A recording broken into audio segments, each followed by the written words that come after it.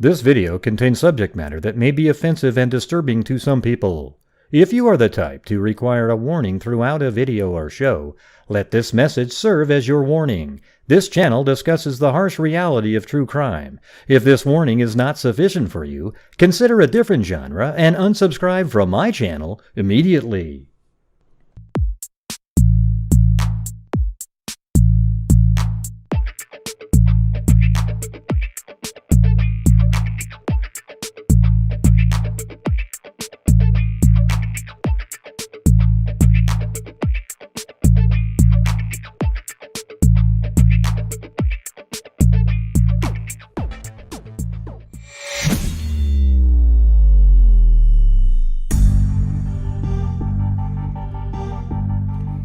What's going on, freaks? How's it going? Well, tonight's the Sunday Delphi call-in show for people to talk about, ask questions, or talk about things they've thought about or discovered, anything like that.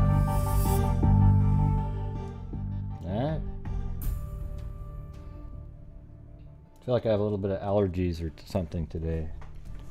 Again. But, yeah. It's for you guys to call in. Now, before that, though, I remember last week there was a caller that wanted to know about an email or a text. Shoot, let's see. And I guess you would call it a instant messaging conversation on Facebook that I had with somebody regarding what was on the video itself. Okay, and almost everything that this person put in there was accurate. You know, the other stuff that wasn't out yet, and then that is out there, but then there's other stuff. So I'll just go through it. I'm going to leave out the part that discusses specifically strategy that one of the family members was told of what, you know, about the video. All right. Thanks, Michelle Nicholas. Always so kind.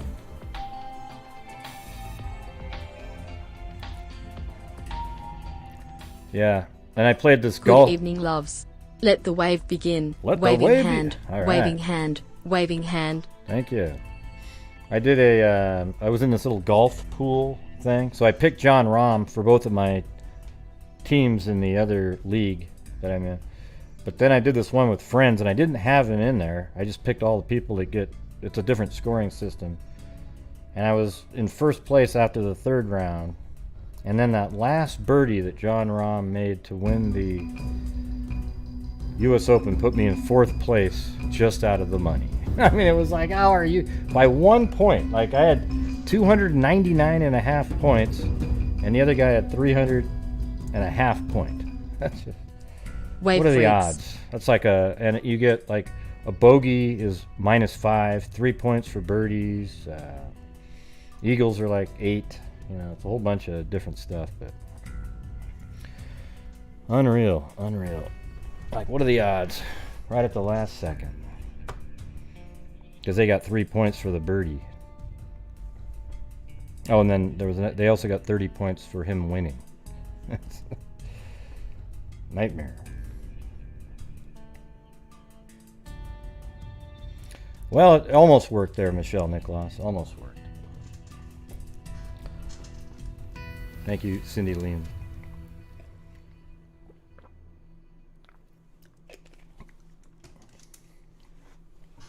Oh, Linda Howell. Thank you. All right, so I'm going to read over this this messaging exchange that I had. Oh, and by the way, my brother... he wrote a book. All right, and it's now published. He published it on March 9th, my brother's birthday, who died. I don't know if that was intentional or not. Seems like it.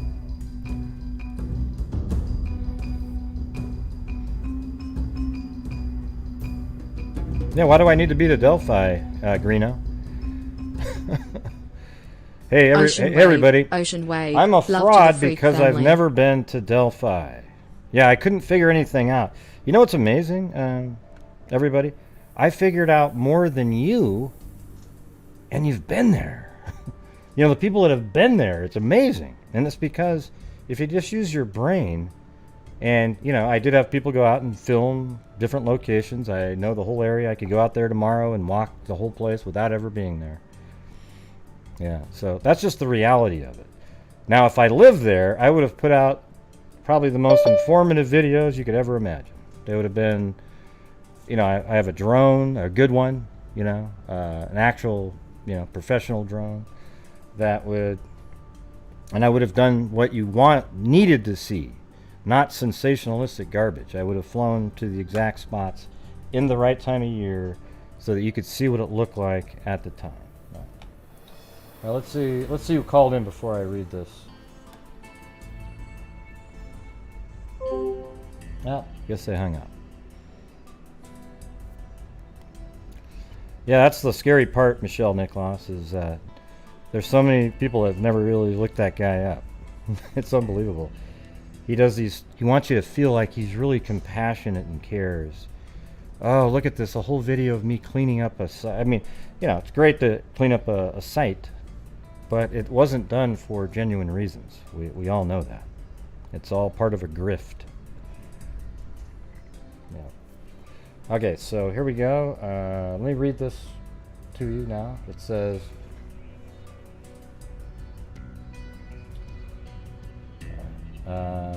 so Annie saw the rest of the video. There isn't much. I think they just didn't show her if there was anything extra, they wouldn't have shown her that part.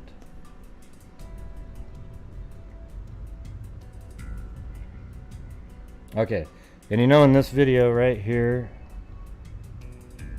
let me turn down the audio. Yeah, right there. See that little flash that comes in that's dark? Right there. Boom.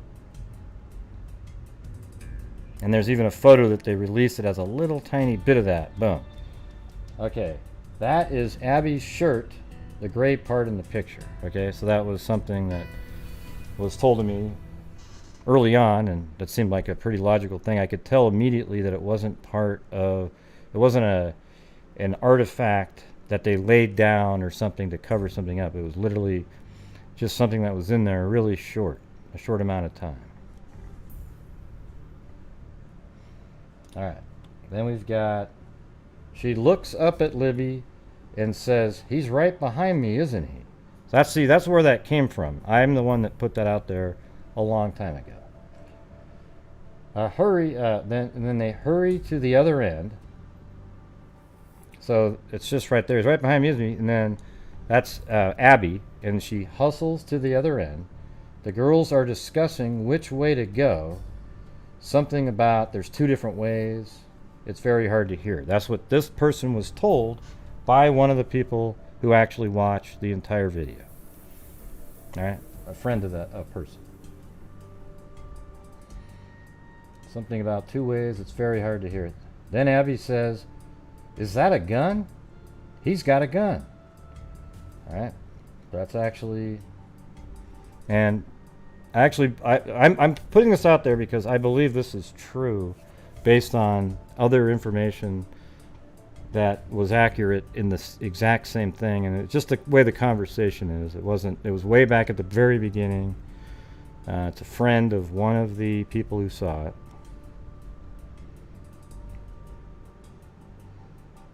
I thought this account said something like her job changed a little bit. Let me know when you guys are ready to keep going, because I don't see one comment in regards to what I just read.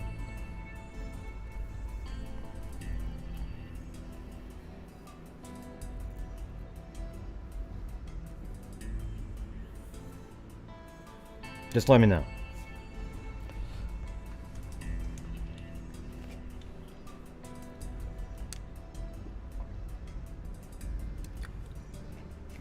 Man, it must be like a pretty long delay.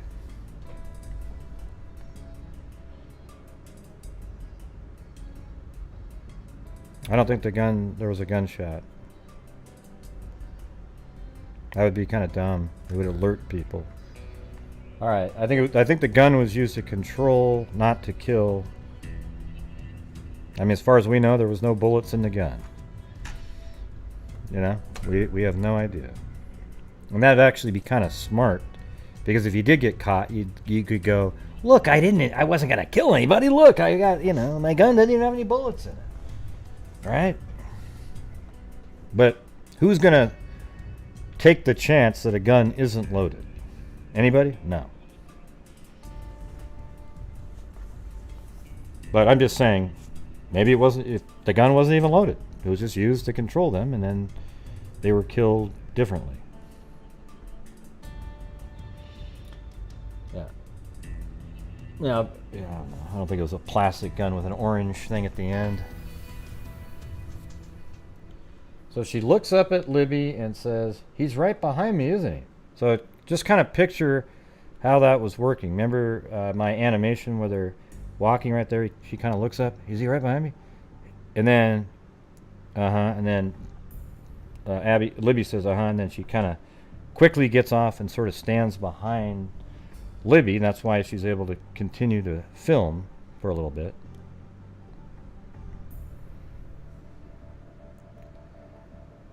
Yeah, who knows, Anthony? Your humor doesn't really work that well. It's kind of childish, If it was kind of obvious, like you must not know what you're talking about, I don't know, man. You got about a leash about this long at this point.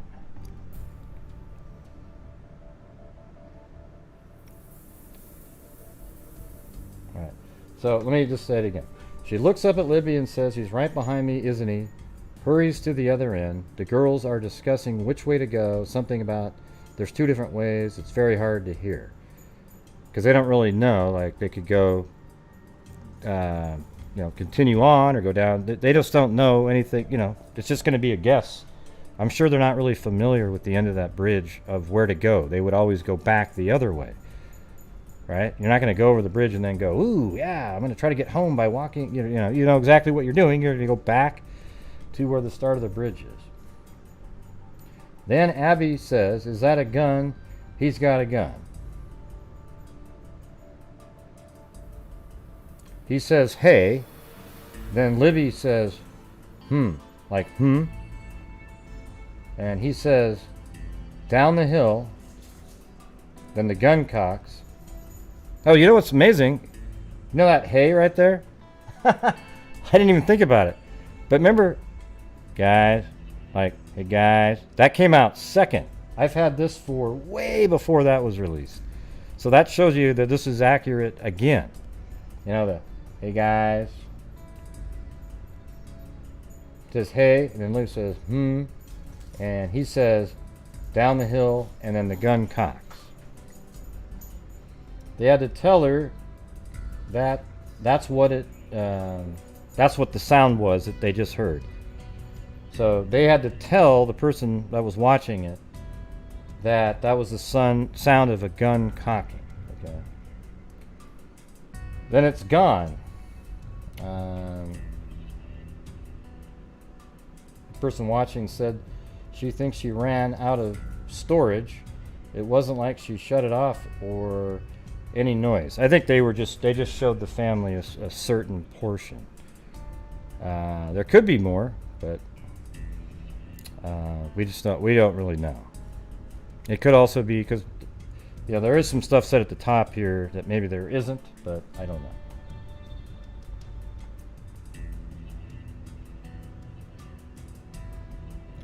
So the person, I got confused on what she said. The way she wrote it wasn't right. The part it says she looks up at Libby and says, and I was like, what do you mean she looks up at Libby? No, the part that confused me was where it says he says, "Hey Libby says and I was like, what do you mean he says, "Hey Libby"?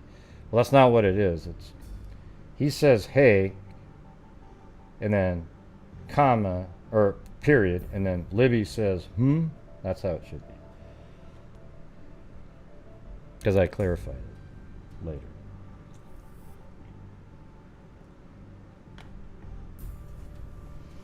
Let's see.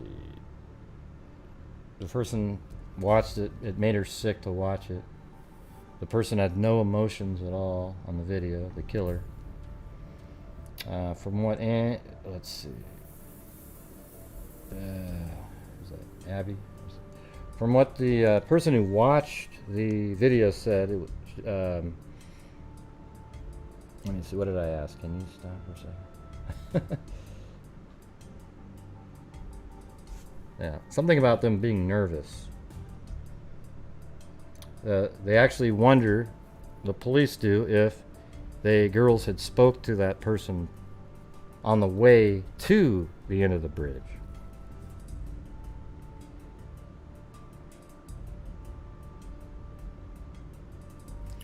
And, you know, the person who watched it thought that they could pick out a gray beard.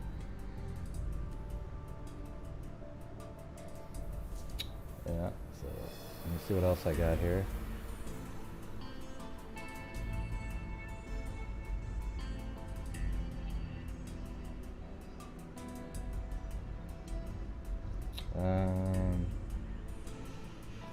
Yeah. I'm not gonna. I can't say some of the stuff that's in there.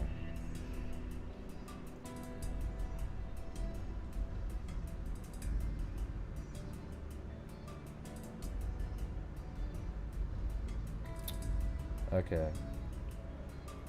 So the voice, like when you get excited or mad and you get that quiver, she said there's nothing, no emotion at all. It sounds a lot different being enhanced in the tone.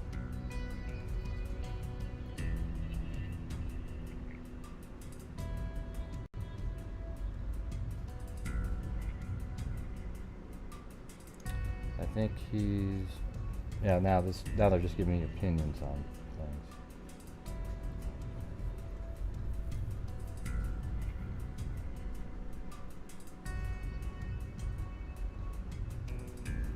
Yeah. Anyways, that's all I'm going to share out of that. So if you guys want to call in, go ahead and do so.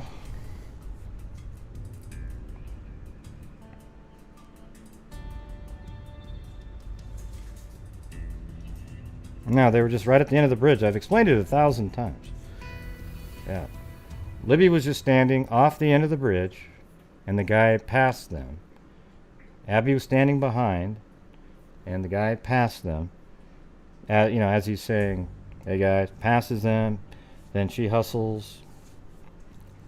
Abby hustles off the end of the bridge just behind Libby. Then Libby kind of holds the phone down a little lower and stuff. And then after that is when there's probably the audio. The phone's probably just filming the ground or her leg or whatever. And that's when he says, pulls out the gun, says, down the hill. Just like that. So there you go. Well, this is for you guys to call in. So where is where are the phone calls? Yeah, I don't have to do these shows, you know. I'm just doing it because I know that people want to have a place to discuss it. I covered hundreds and hundreds of other cases every year. I just kind of blocked out Sundays for this case so that you guys can call in and talk about it. Probably newer people that maybe want to know more about it or anything, really.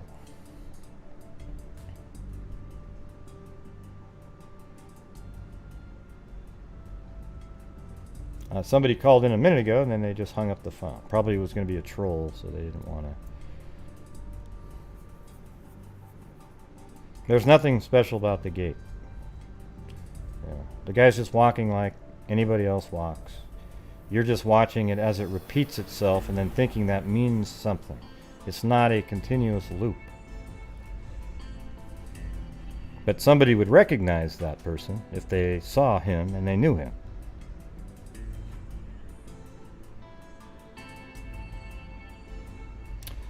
No, fish fry, that's not the way it is. It's not the point of the lives is for people to call in to discuss it, to spread the word. All right? hey, fish fry. I am thankful for the people who watch my channel and are here every single night. You're not one of them. I'm not thankful to you. Okay? You're not one of the people. There's people that watch it every single night. They know exactly what we're doing here. If you think I'm rude to you, I do not give two shits, okay? You're an embarrassment. Yeah, he's walking on the bridge with... and look, I'm not a sub-miner either. I don't care. If you want to subscribe to my channel, great. I would love it. But you got to realize that I'm not going to be sitting here throwing out a bunch of bullshit to get you all excited and worked up so you can watch the show.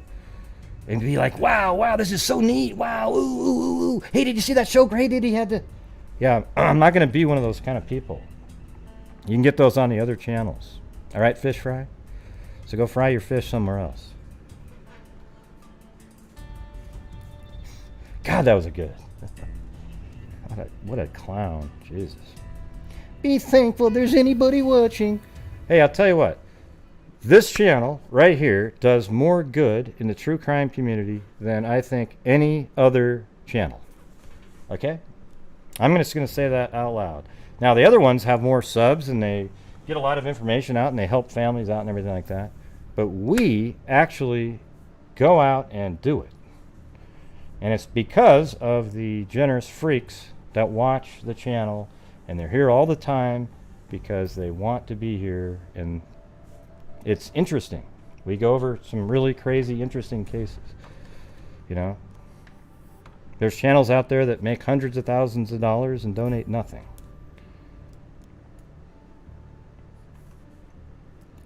Let's see. And we actually have 2 cases right now that we're kind of in the late stages of genetic genealogy that we funded on this channel. Okay, so go do your crying and your little whining and BSing somewhere else, all right? Awesome. And by the way, if you'd like to help support the channel, feel free to do so with the super chats, the channel memberships, and that's it. Or watching and sharing, liking.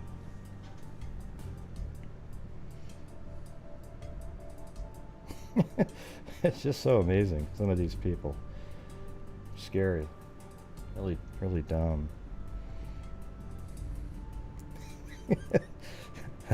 That was pretty good, you gotta admit, right? Plato. I mean, that deserves a super chat on its own. The go fry your own fish somewhere else. Or go fry your fish somewhere else.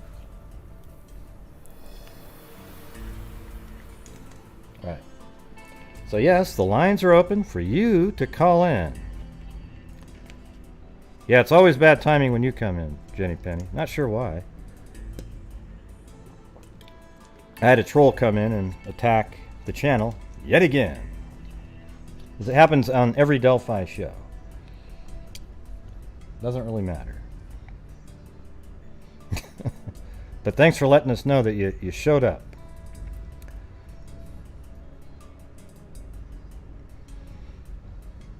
The Moral Superiority Police. Why are we blocking you, Sean Harmon? Because you're a absolute clown. Okay, so get the hell out of here.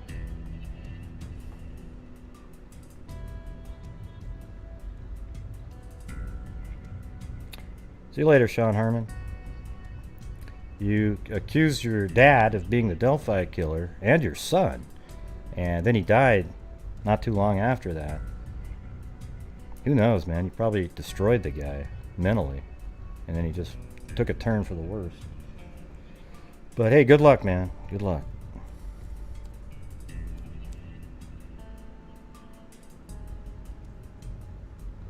Yeah, no, it's great. I just gave you guys the information that was in a message exchange, and that's it.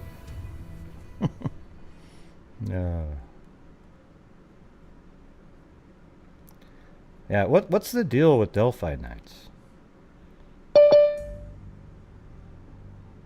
Yeah, see, he's the same. He wasn't goofing around at all.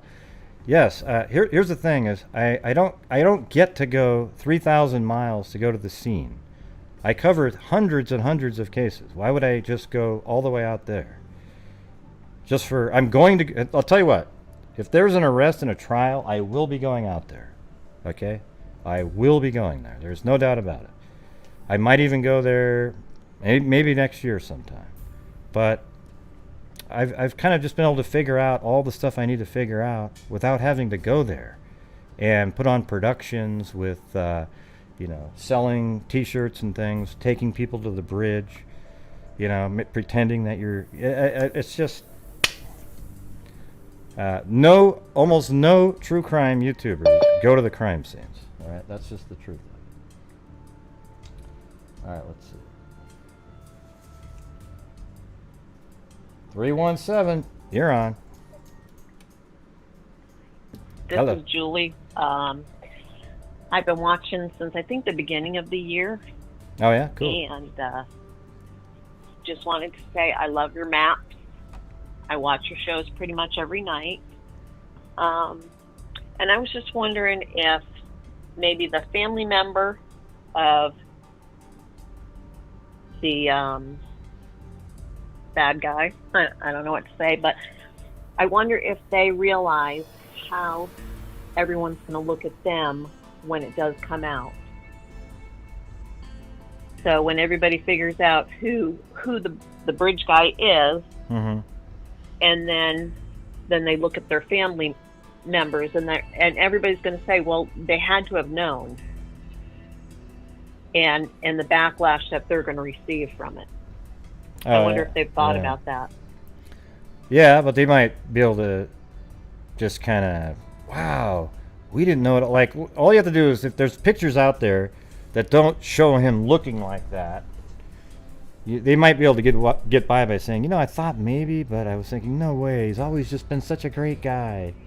I don't think they're going to feel, well, based on social media, they'll probably get a lot of hell for it, even if they really weren't sure. I mean, it could be somebody from New Mexico, right? And they haven't even seen the video or audio yet. I mean, there's people all around the country that have no idea about this crime. I would say probably only about 10% of the population have heard about this case, if that. Might even be less. Right, but if they are from the area, Delphi in Indiana, the backlash that they're probably going to receive, and if they're longtime residents of Delphi and the family is all from around there, I imagine that might be a lot more of a situation for them, more of a backlash for them, and I wonder if they've really thought about that. Yeah, I mean, that would be my concern. Well, I don't know if they've thought about it, but if they're protecting him, then they're protecting him. I don't know if I see what you're saying, that they might get backlash. I think what you're trying to do is, if they happen to be listening, you're trying to guilt them into coming forward, or make them think about that, right? Is that what you're doing? Well, yeah, I would hope that they would think about it. I you think about Casey. When I look at Casey Anthony and the backlash that her parents have gotten over the years and things like that, I never see anybody saying, if talking about the family members or whoever might be helping them or protecting them, and thinking about that aspect of it. Yeah. But I guess it doesn't really matter. Yeah, well, I mean, if they're... hey, how about this? Let's do it like this. If you're listening and you're a family member and do you really want to deal with the backlash after the case is solved? There you go. Boom. I just helped you out. There you go. I mean, I think got it. I think that's really what you're trying to say, right? Because, Right. yeah, it's pretty crazy. Over the years, I've got so many different people that have contacted me saying that they know for sure who the Delphi killer is, and sometimes they've been husbands of a wife or something. And man, they've even been looked into. They look very similar. It was unbelievable, some of the stuff that I've seen, but there was never an arrest made of those people. So it's like, how many of these? I don't know. I think it just needs to be played I think it needs to be played a hell of a lot more, the video and the audio. Yeah, and I guess more outside of Indiana. Yeah. I would hope that most of Indiana knows by now, but I could be wrong. Yeah. Well, the thing is I guess there was even people that lived in the Delphi area that hadn't heard of it when Becky brought it up like a year ago. They were like, "Oh, really? Wow!"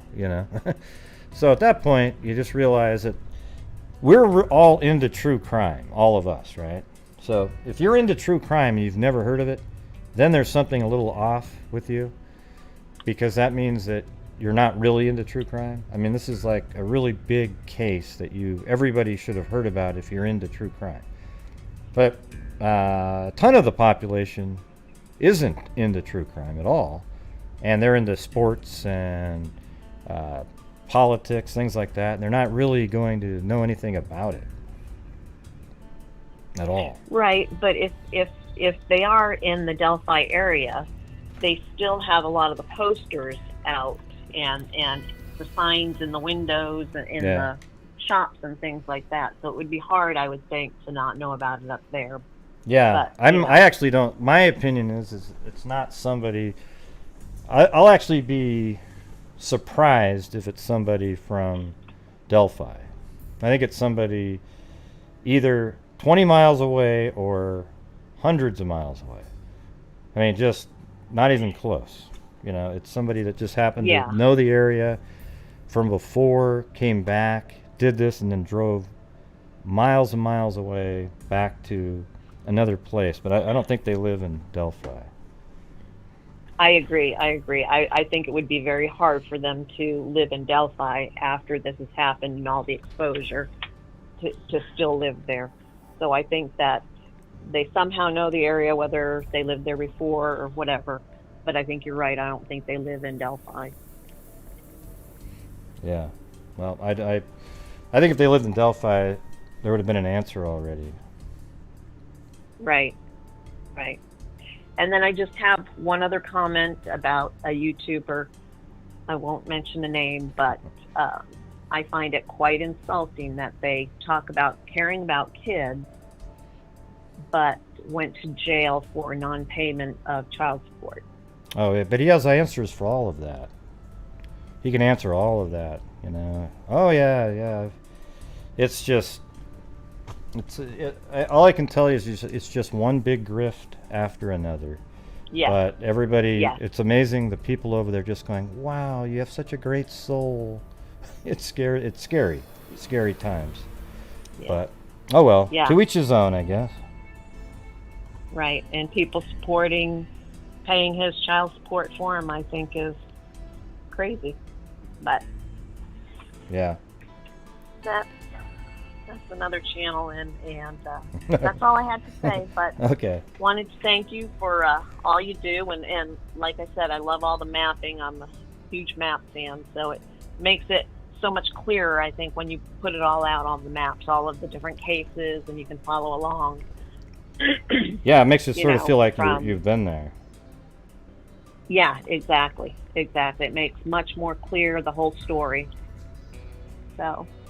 Thanks a lot, and I look forward to all the rest of your shows. Well, thanks. I'm glad. There's some. We go over tons of different cases. So, yeah. Oh yeah, I've been watching them. I'm here in Indianapolis, so I like the LaSalle Street murders that you covered. And yeah, there's one right before that. Was blown. Yeah, go ahead. Oh. Yeah, remember that one? Well, I was blown away when you did the one in Colorado, and you had that article where the plane went over. Oh yeah. And I thought that was just wild.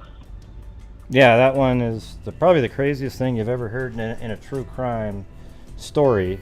But most people that just I get a lot of people that show up for the Delphi call-ins, but they don't watch the other shows. They seem like they're like one case people. Right. But there's so many interesting cases out there, it's unbelievable. But right before that LaSalle Street one, there was one, I think it was from like 1950 something, with the lady that was in her house, and it was like I can't remember it, but there was like neighbors. Yes, that could have been the I killers. know that one. That was another three-nighter. Yeah. Yeah. Yeah, and somebody did a movie on it, I think, like a Netflix or something, and Yeah, maybe. she was watching the two girls.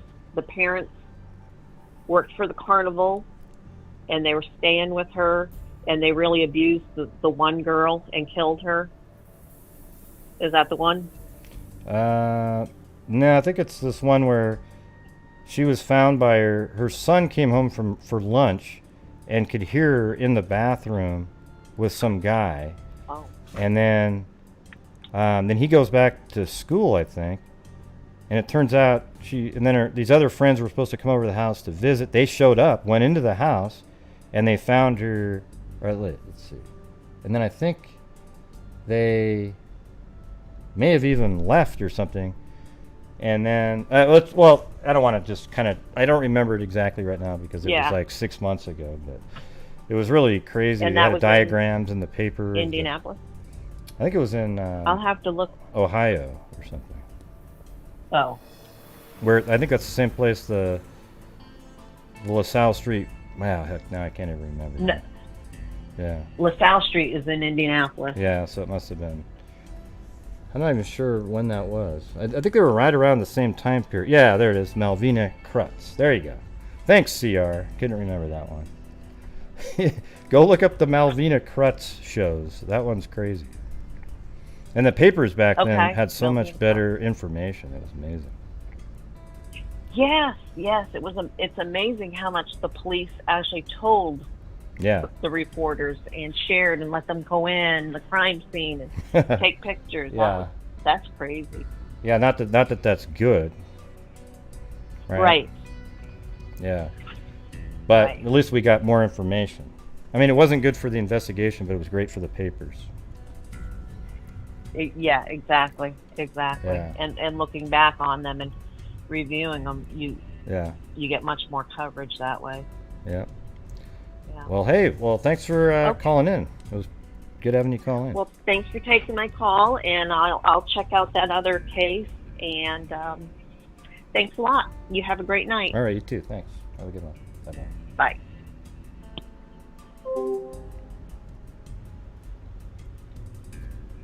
All right, 774. Hey. Yeah, I can hear you. I've called in a few times before. Oh, yeah? Okay, what's going on? So, you've probably answered this question like 100 times before, but do you think them crossing the water was part of the killer's plan, or was it the girls running, or a misstep? In your opinion? I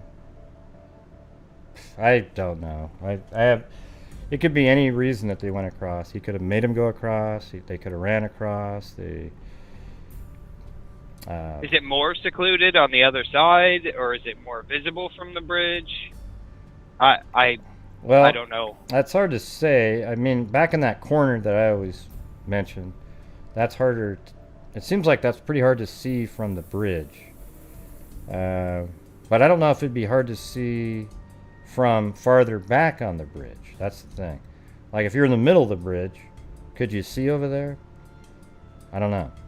To that little corner that I mentioned. I mean, it's pretty. Yeah. There are a lot of trees, but they don't have any leaves on them.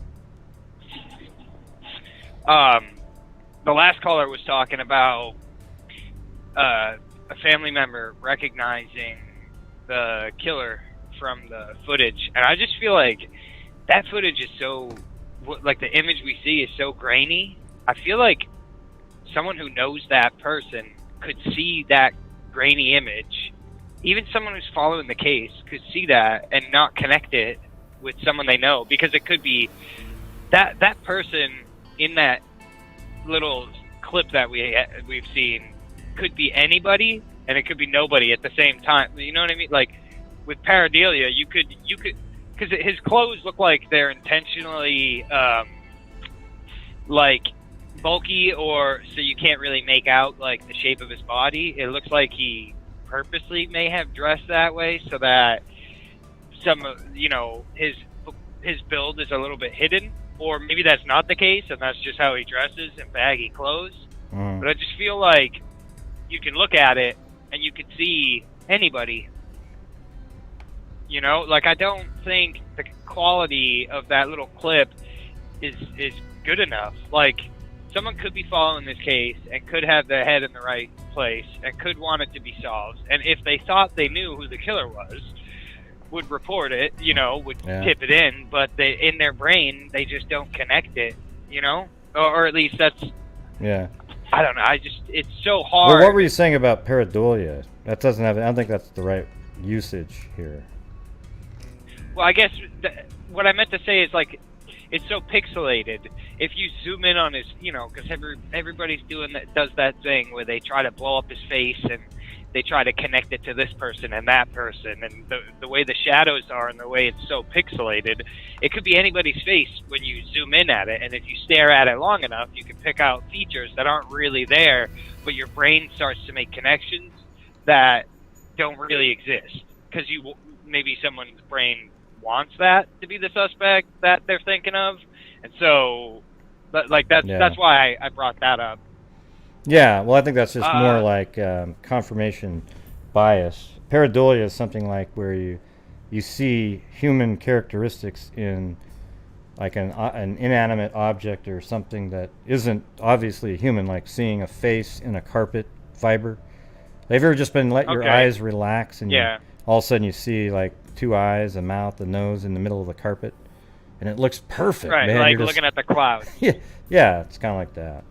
But yeah, I think I guess I just didn't misunderstood. But we know it's a human in this case. So, but I think people, like, Harvey makes videos out there that are, I think absolutely ludicrous. But he puts these pictures where he kind of twists them around. It looks like a blob of crap, and then he starts overlaying. And I actually looked at one of them, and I know that he actually used the image of the person to create the overlay to look like that, because it has the exact same sort of... Right. Well, you'd have to see it, but he'd never admit it, and he would just say, oh, no, I do 700 hours. Well, I've seen videos where they'll overlay the images and they'll fade one to the other, back to the other. Like... They'll put one in front of the other and they'll fade that one so that the one that's behind it will come up. And it's like, oh yeah, that's him 100%. But you could do that with a giraffe and it would turn into a giraffe. Like, it's just that's really dishonest. There's one channel that started covering this case, and I'm not gonna name it, but they claim to be these like high tech team of people that can decipher audio and also images, and they were saying he has a fireman's badge, and they would picking out little pieces all over the image saying this is a fireman's badge, this is an oxygen mask, this is this hat, and just connecting it to a specific suspect that they had in mind. Right. And I left a comment on their channel, and I'm like, because one of the things that they claimed was that in the audio, they said that they picked out these words, so they would play a little snippet of audio, and then they would put the text below it that they had picked out, and they'd play it over and over again until you could hear it.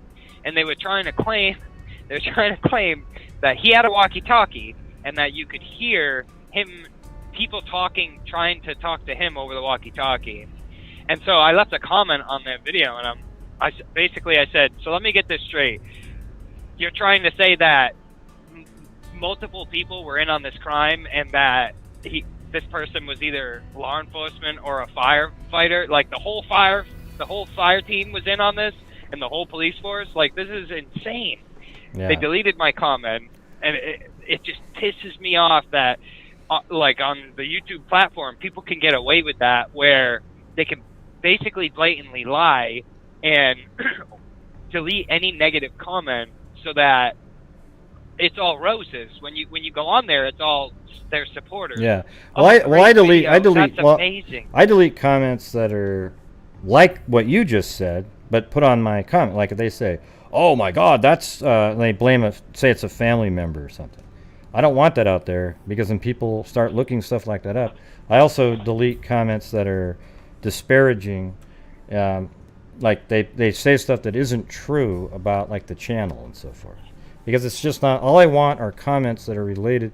Now, what you're doing is the truth. See, the thing is, that person's hiding the truth about the video from the people, because they know when they made that it was false.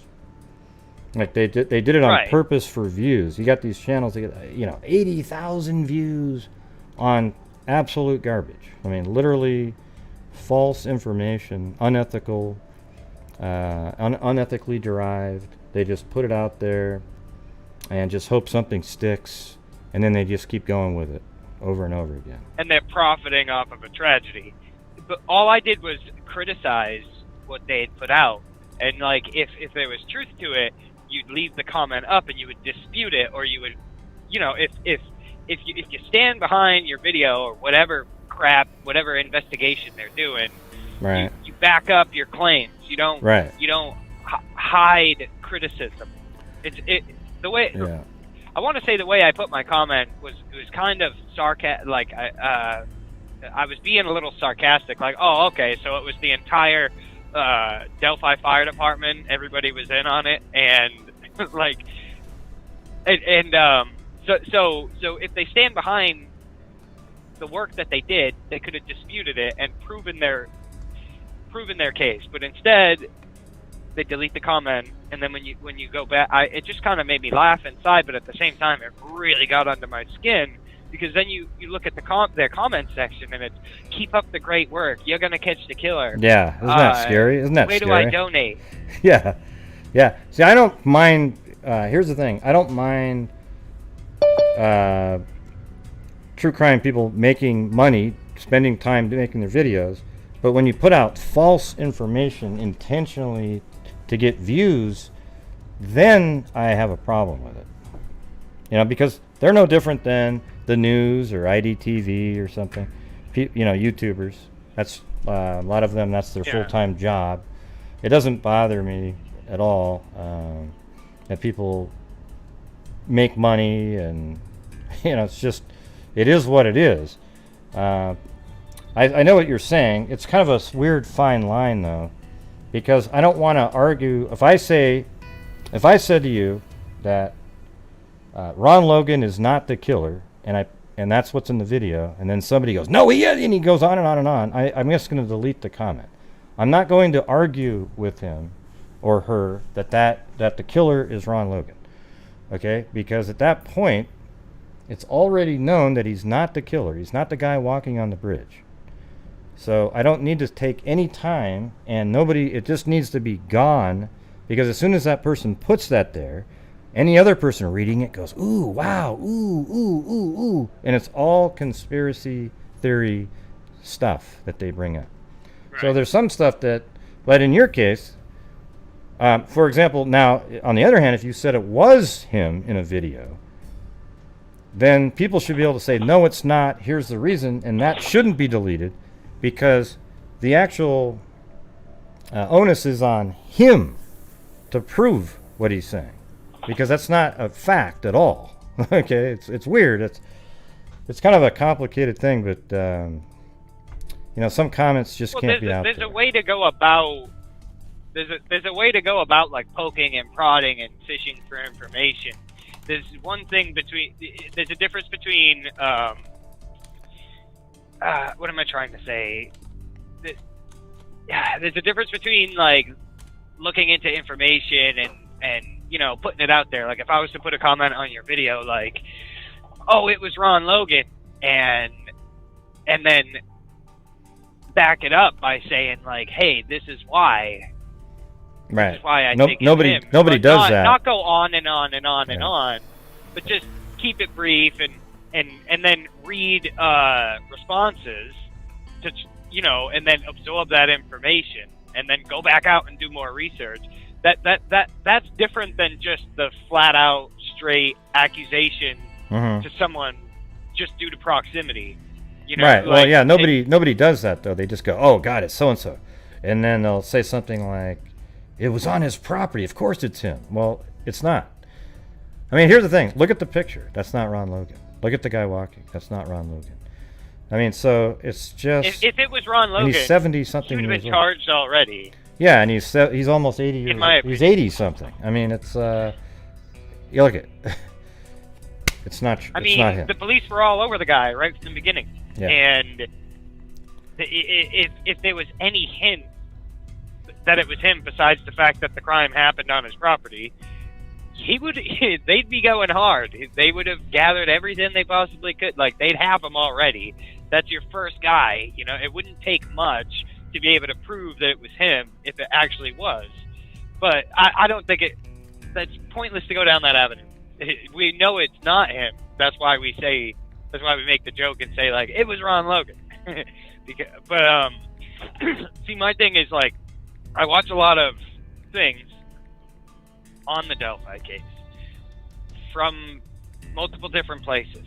I read Reddit, I watch other channels, and I trust my brain somewhat to be able to call out something. My brain can pick up when something is someone speculating, you know, to differentiate between, like, okay, these are, like, this is what I think is, like, the facts, and this is what this person's claiming, you know, claims versus facts. But to an extent, you know, new content comes out from some of the YouTube creators, and sometimes it is, like, ensnaring.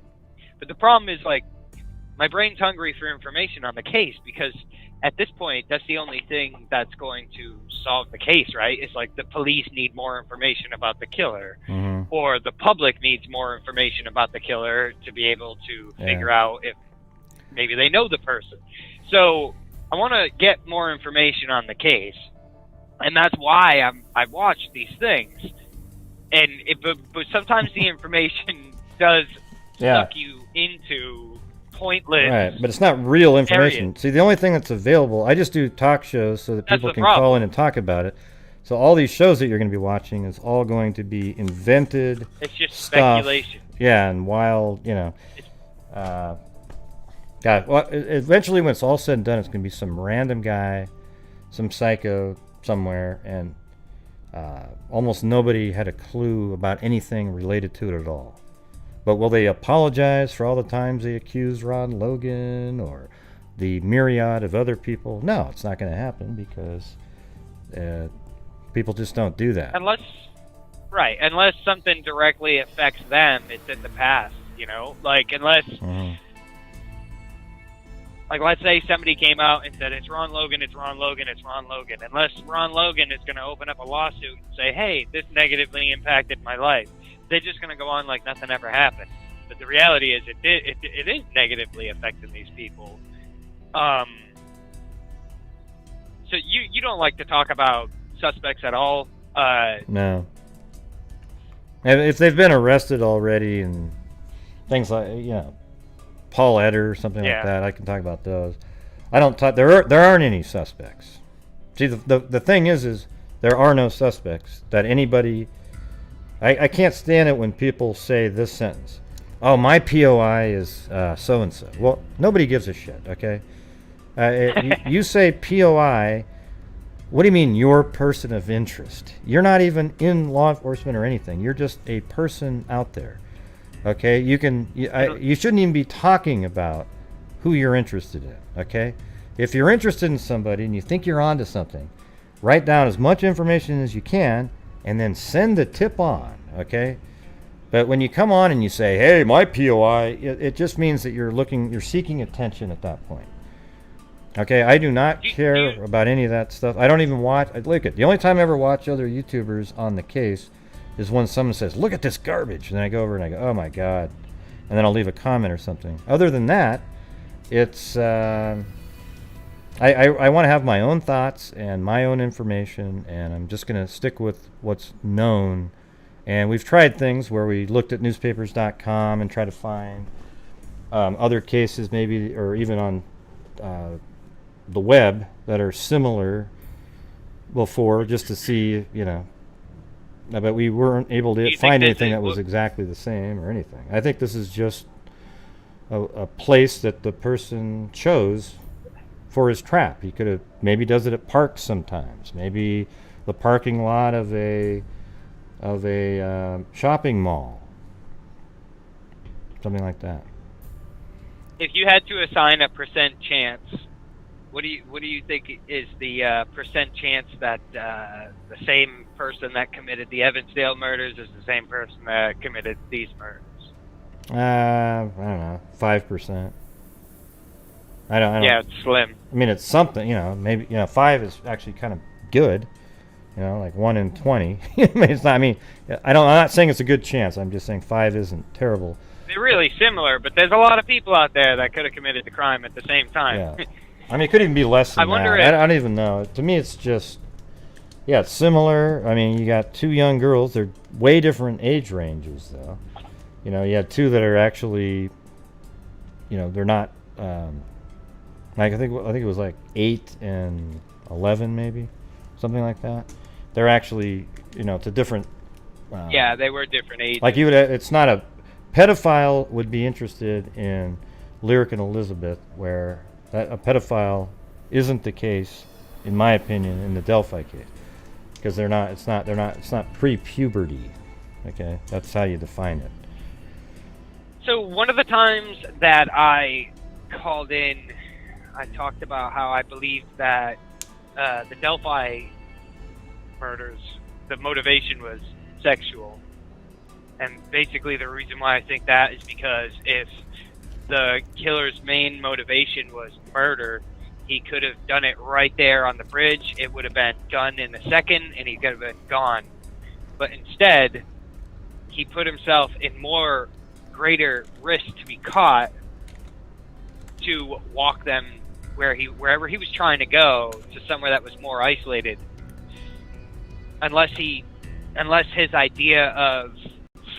what he had planned for the killing was something involved, which all the rumors you hear about the crime scene, the killings sound kind of involved, but we don't even know if that's fact. Yeah. So, in my opinion, just based off the fact that unless he was going to abduct them, unless he was leading them somewhere to get them into a car, then why lead them out into the middle of nowhere unless your motivation is sexual? Because if nobody was around, every second he spends with the victims is another second that somebody else can walk up while the crime's taking place and the girls can scream. Right? Yeah. So in my opinion, the only logical explanation as to why you would herd them and lead them to somewhere isolated, it has to be a sexual motivation. But, and we talked about this is like the first time I called in. I think, it's just my opinion, I think the crime was interrupted by the woman with her dog, and I don't think he so. had to. Well, the woman with the dog was way earlier. If you believe the story with the woman with the dog, it would have been Cheyenne and the other 2 people, or she walked across the bridge and was taking photos. So maybe she made noise and he saw them, but the girl walking the dog was way before any of that. If you believe that story, I don't. Yeah, I mean, I don't know whether to believe it or not, but I'm just putting I'm just putting my idea out there that I think that at some point during the crime, he decided there was too much risk of him being caught. Maybe he saw someone else on the trail and was like, I'm going to get caught. And so instead of being able to carry out the sexual motive, he had to silence them and get out of there. Yeah, I mean, we were talking about that before. Yeah, I mean, sounds like a good idea. Yeah. But I got another caller. I want to get to some other people. Okay. But thanks for taking my call. yeah, but I mean, I agree. I think that's definitely a possibility that he sped things up because there was sound coming from the bridge, and he wanted to get the hell out of there at that point. Yeah, I think he's a drifter. Maybe nobody knows him. Yeah. Maybe he's homeless and he has no family, and that's why nobody recognizes him. He committed the crimes and walked right out of state and lives on the other side of the country, homeless. Yeah. In a box. Yeah. But okay, thanks for taking my call. Okay, have a good one. See ya. You too.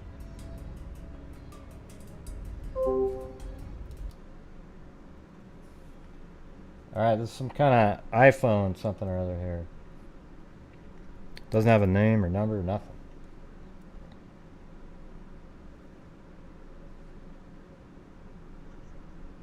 Hello? Yeah, what's going on? Who's this?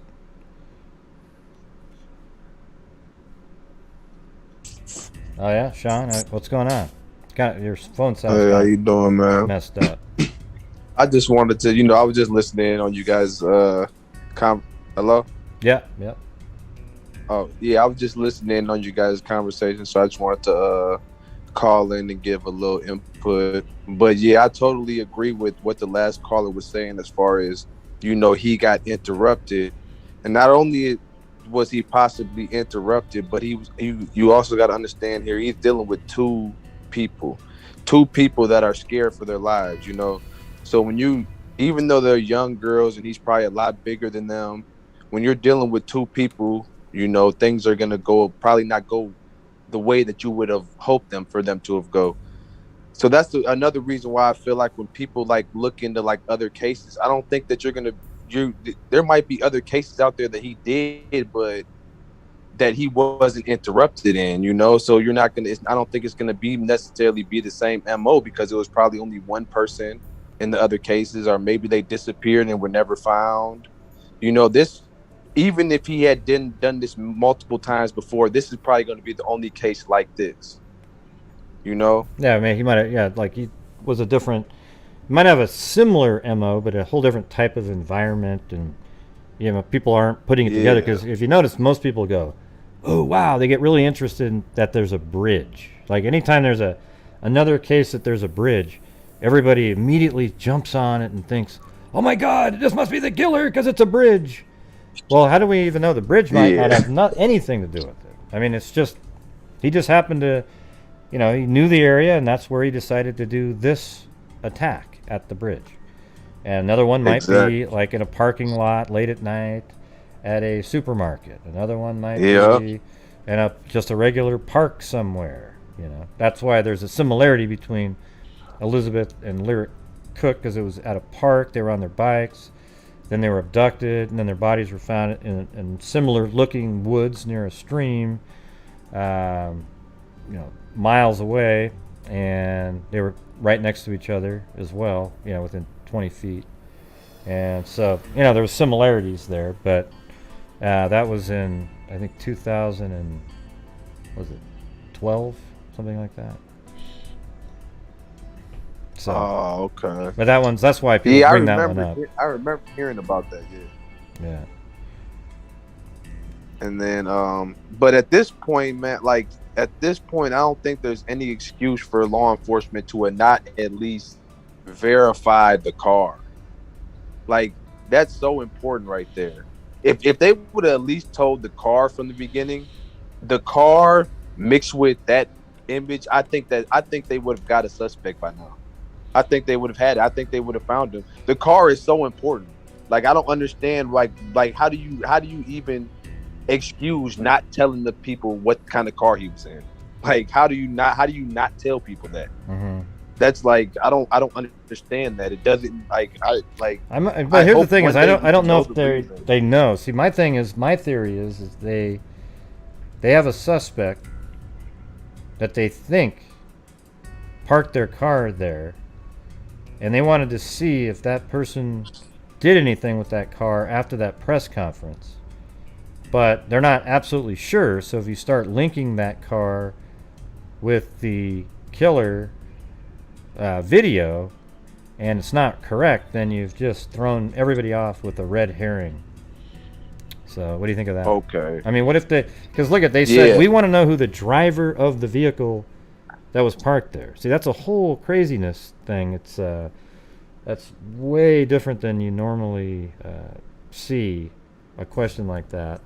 We want to know who the driver of the vehicle that was parked there. Well, who the hell's going to know who the driver was? I mean, most people aren't even going to remember a car that was parked there 2 years later. But what they want you to know, see that whole second press conference, the big one. Thank you, being Nancy. The whole press conference Thank you, Gray, for your well-thought-out professional presentation of cases. Yeah, well, thank you. That press conference was meant to, it seems like it was a communication with the killer, the way it was worded, and they were trying to appeal to the killer with various things, like the book to go check out, or the movie to watch. I think this is the movie, The Shack, right? And then they had all these different, it seems like they were making a direct plea to the killer, and they were hoping the killer was watching. Even the comments he was making, it could be one of you right now watching. So the killer was watching, and so they say, we want to know who the driver of that vehicle was parked there, because they believe that the killer did leave their car there. They believe that, and they know what type of vehicle it was. And perhaps they have somebody in mind, or they want to see if there's anything that goes on in terms of selling a car like that somewhere. I don't know. Because it's just such a weird thing to me to say. That's exactly what I was going to say, too. I was going to say, at this point, the only excuse right now at this point would be you guys know exactly whose car that was, and you know exactly who was driving that car. Yeah. To me, that's the only excuse, because if you guys really don't know what car that was, you guys really don't know who was driving that car, by putting they already know the make, I'm pretty sure. But if you guys really, if you know the make and you're refusing to put that out there, how do you well, let's say it's a kind of a mildly common, a white Volkswagen Rabbit, all the sleuthy people out there. I mean, they'd have 1,000 tips coming in with, hey, I know this guy who has a white Volkswagen Rabbit. He lives over in this town, this town. There's probably 1 million of them. And I think they know what it is. They just want to know. They wanted to let whoever was watching know that they know what kind of vehicle it was that was parked there. See, that's what it feels like to me, because the wording is so odd. Why not tell people, hey, we want to know who the driver of the white Volkswagen Rabbit was that was parked at the abandoned CPS building. Then somebody out there might have said, oh, that was me. I was there. I was, they would come forward, right? But that's not what they asked. They just wanted to know who the driver of that was, letting them know that we know that there was a vehicle parked there. See? And that in the vehicle that was there, we know it was only one vehicle that was there, and we know that there was only one person that it could have been. Yeah, and it's really, I think they know. Just try to picture it. They know what vehicle it was. They might even know of a suspect that has a similar vehicle, and they wanted to see after that press conference, did that suspect immediately try to get rid of that very vehicle? Wouldn't that have been a great trick right there to do? I mean, it would have been awesome. That person would have been, oh my god, oh shit, they know what kind of vehicle it was. I better go.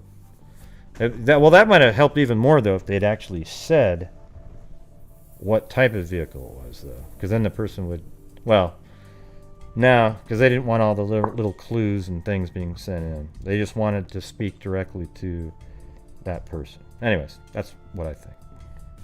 Yeah, because I mean, I understand, you're going to get a lot of call-ins, but I almost feel like the more information you give out there, the less calls gonna come in because you're narrowing it down more. Because now a lot of people probably went to call in if they know what kind of car they was looking for. They might have been like, oh, well, that kind of looks like him, but he doesn't drive a car like that. Yeah, but if it was a common type of car, you have all these people checking Facebook page after Facebook page of every single person in the United States that drives that particular vehicle and sending it in. But if you don't give out a vehicle type, then nobody has anything to go by to do that. They just go, oh, well, shoot. I mean, because that's the number one question. Why don't they tell us what type of vehicle it was? Yeah. Well, I mean, that's because everybody keeps asking. Yeah, but you've seen it work in so many other cases. Like, it happens all the time. When somebody does something, they be like, oh, this kind of car, they put it out there and, they end up finding out who it was based off the car. A car is like so important. It's like that. That's yeah. I mean, that's like golden in this kind of case. The kind of car the person was driving, you guys know that. You guys know the car he was driving. Well, you guys got his video of him walking in audio. Yeah. But how do you not get? But they might not know for sure that is his. That is the vehicle of the killer. They're just trying to test out because they may have had somebody that saw the vehicle there report it, and now they know exactly what it was, and because they were told that, and then the vehicle wasn't there later. Kelsey didn't see it, but she wasn't paying attention either when she dropped off the girls. She's just texting and talking to her boyfriend, that kind of thing. So she drove right by it. Yeah, so they might not know for sure. The worst thing to do would be to link a car that you're not sure about to the image. Because if it's, let's say it was somebody who was like, I think I know who this is. It looks just like Jim, and he talks like that. Oh, but you know what? He drives a Toyota Celica, not a VW Volkswagen Rabbit. And then they wouldn't have turned him in. Okay, well, you guys said he drives a Rabbit. Okay, forget it. Right? See, that's where the problem shows up. Yeah, I understand. At this point, though, it's like this. They've already said this is going to end up. The only way they're going to solve this case is going to be from a tip.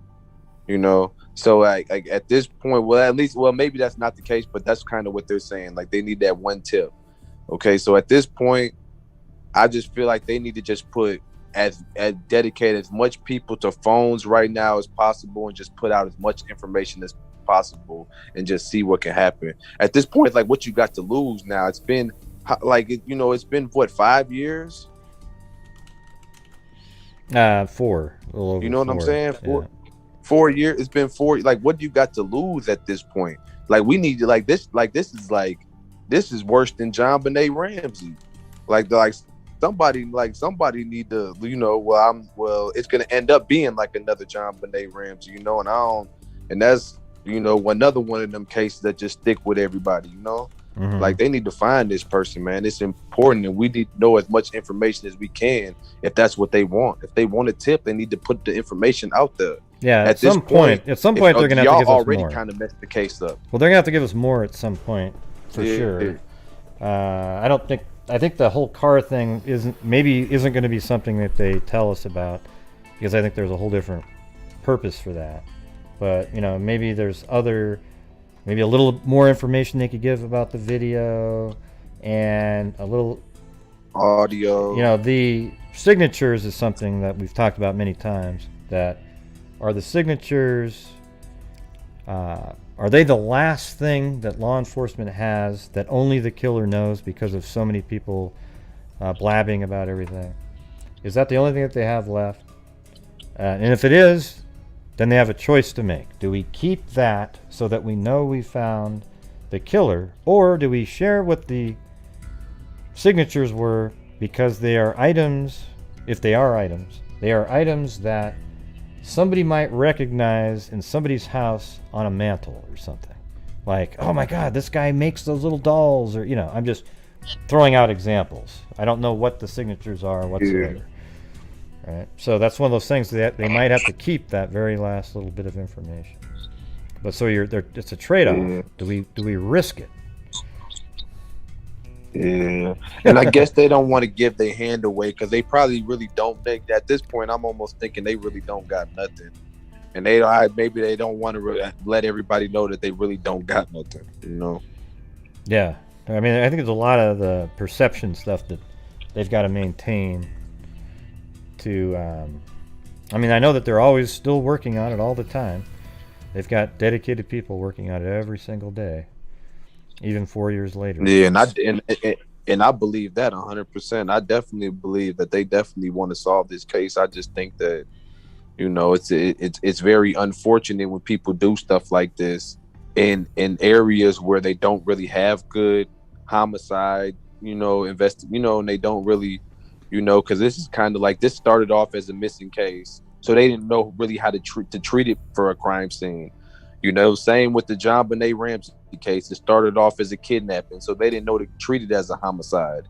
You know, when you don't know to treat things as what it is, you know, a lot of things end up getting messed up, and that's definitely what probably happened in this case. You know, a lot of things got messed up because, you know, people were walking over it and looking for things, and, you know. Yeah, I think it's hard to believe though that they didn't find them though. I mean, I hear that people were in that area looking. It's kind of hard to believe that they didn't find them though that night.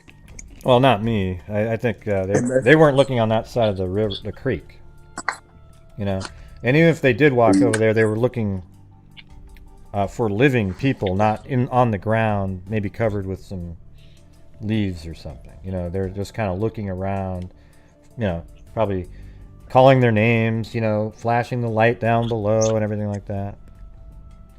I don't think that they're... And now, do you know if they had a heat drone out there? I heard they had a heat drone out there. Yeah, I spoke to a guy who says he had one out there, but he didn't know where he flew it. And I can imagine him flying it nowhere near there. Maybe he flew it around to on the other side, because that's where you would think they were. There's nobody that was searching that would think, okay, we know they were on the bridge because we saw these Snapchat images. I bet they crossed the creek in the middle of the, you know, February, even though it was 43 degrees outside.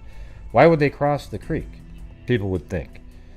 Because they would just walk back and get a ride home. So they searched all around over here, thinking that maybe they even fell off the bridge and went downstream. So a lot of people were searching over here near, even, you know, where they were dropped off. If you cross the creek, there's actually people on some news footage right over here.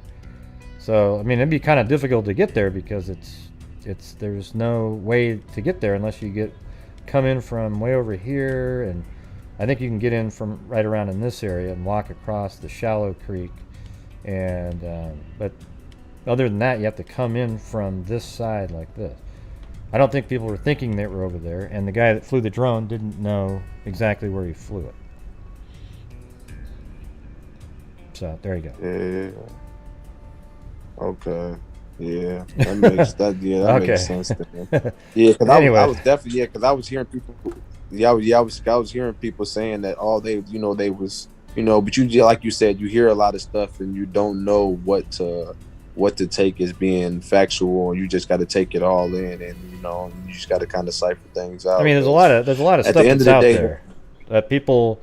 Oh yeah. You know, I'm just saying there was a guy that flew a drone. Apparently, he didn't see anything, and yes, their bodies were there even when he flew the drone. They died where they were found. That's what law enforcement says. Okay, so they were there the whole time. They just weren't seen because people weren't looking in that area, and they weren't alive to make sound for people to go find them. So. Okay, so law enforcement already confirmed that they died where they were found. Yeah, they said that they died where they were found. Yeah, they weren't moved to. Okay, all right. Then I guess then that I don't even have to. I think that was in one of those. Have to question. CNN specials, I think. Yeah, they put the most information out there than they ever have on that. Yeah. Because that's when they even admitted that their last moments were on the tape. So that means that tape had to be pretty long, unless it Because like, if you got to think about it, if they saying that their last minutes were on that tape, then that means you got to think it to get to that bridge, to get to where they were at, and for him to do what he did, like that tape's got to be like 15, 20 minutes long, doesn't it? Well, that's the thing is, do we really know? I mean, they do say that, like, there's more information on the tape. It makes you kind of nervous that maybe they recorded some really bad things, you know, the person that recorded it, the killer. And they're just not sharing that because it doesn't give us any more information, doesn't help us identify him anymore, and it'd be really disturbing. And the thing is, you don't want to put stuff out there, like in the Kanika Jenkins case, everyone was so adamant, oh, she was murdered, that they put out all of her death images that are going to be on the internet for the rest of humanity. Okay, so sometimes you just don't want to put stuff out there like that. If it's not gonna help solve the case, then why put it out? It's just sensationalism at that point. But anyways, I got this other call coming. I'm gonna. Oh, go ahead. Okay. No, because I was gonna say that makes sense because at that point he might not have been doing a lot of talking anymore. At that point, it might have just been a lot of the girls. You know, he might not have been doing. So I was gonna say, release more audio so that we can hear more of his voice, but there might not have been much more of his voice. Yeah. You know, he might have just been, doing the crime. So yeah. Well, cool. Well, I appreciate you calling in. It's always a good conversation. Appreciate it. Yep, man. I'll definitely be calling in the future, man. When I hear you talking, man, I call in every time I hear you now. So okay, good. All right. Have a good one. Appreciate it. All right, bye. Yep, you too. Bye.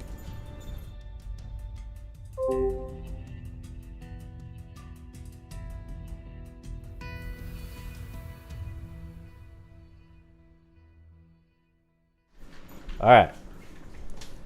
Hey, Stacy and Jennifer, I got one person on hold before my vacation. All right, hold on a second. All right. 503. Yeah, what's going on? I'm doing pretty good. How are you doing? I think you've called many times before. Yes, this is Jimmy. Oh, Jimmy, of course, yeah. Yes, Jimmy. I do have a. What's your last question, name? Is it Smith? Jones. Jim. Okay. Jimmy, okay. Jim Jones. Jim was my dad. Right. Okay.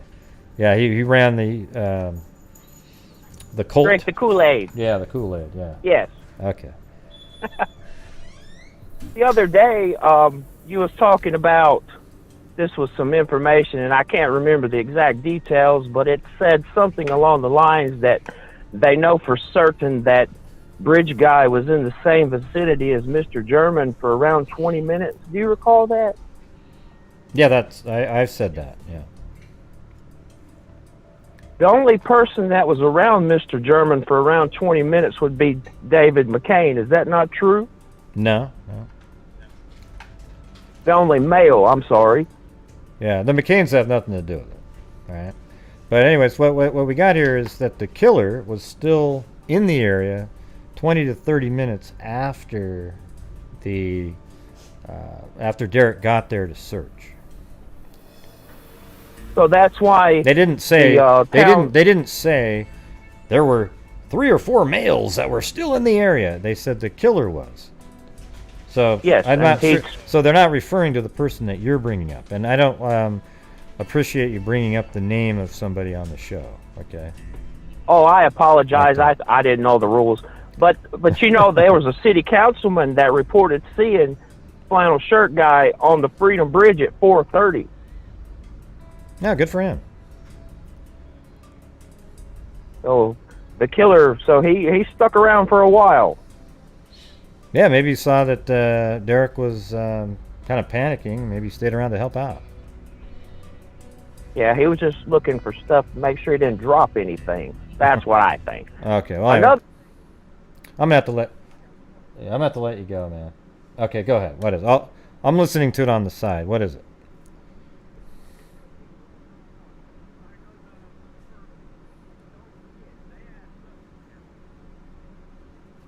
Right, but you're not a sleuth. You're a person that comes up with rumors and stuff like that. But anyways, I'm going to let you go. I'm not making.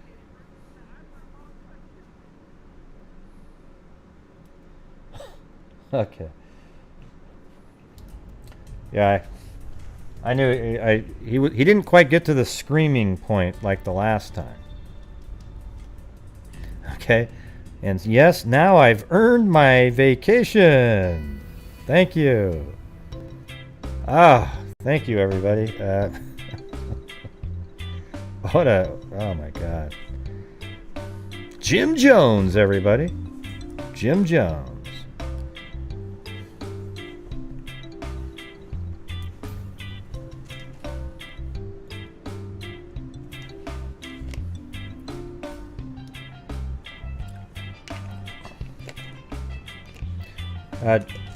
I was told that I create a hostile environment on my show, and nobody wants to call in because it's a hostile environment.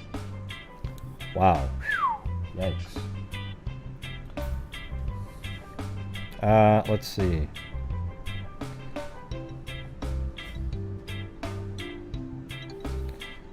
Shamfir. That sounds like Zamfir, remember the guy? Hey, thanks, Cindy Lee, and thank you up there to Ria Mazaron, Jen Richards, Crystal, a.k.a. Beaver Gaming Sub Crystal, Zozo, and some others that everything's shot by so fast I couldn't see it.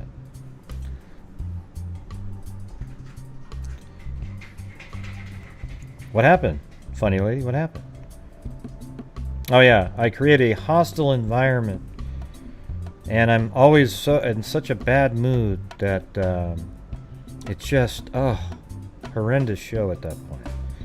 I just tell the truth, okay? When I get trolls that show up, I'm going to say exactly what I want to say, and if you can't handle it, then don't watch the damn show, okay? Hostile. Jeez. Thank you, Georgina Stoliker. Hostile environment. Wow.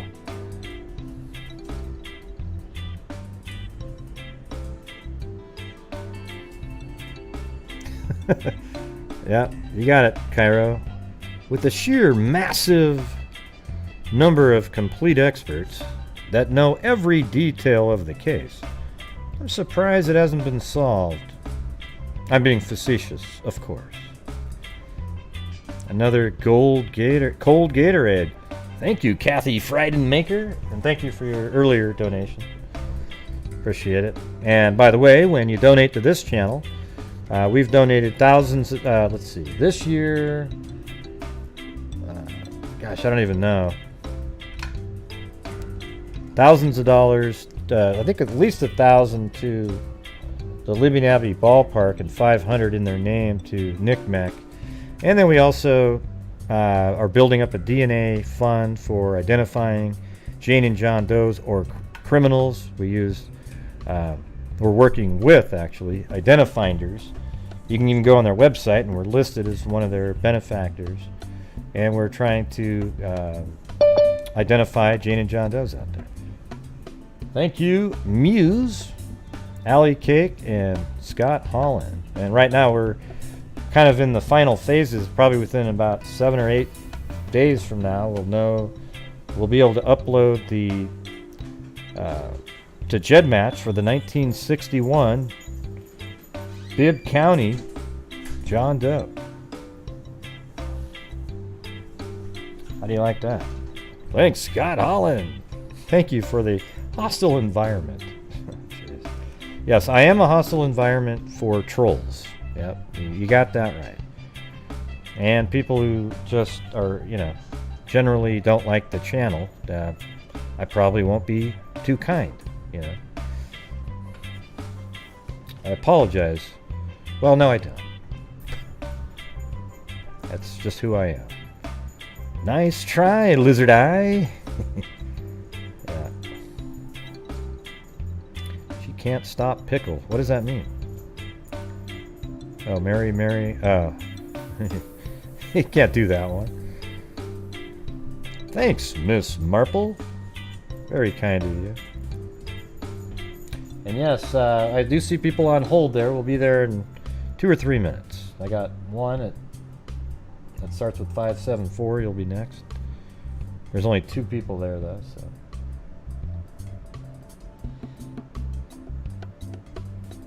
Oh, yeah? Well, good. Good for Tim Miller. He'll get out there and he'll profile and know exactly the answer probably in the first 10 minutes. Yeah, we've donated to Texas EquiSearch quite a bit. This month, I have to put it all into the DNA fund to cover the 2 cases that we're doing, and they'll pretty much cover all of it. Then we'll get back to next month, putting like probably a third into charities.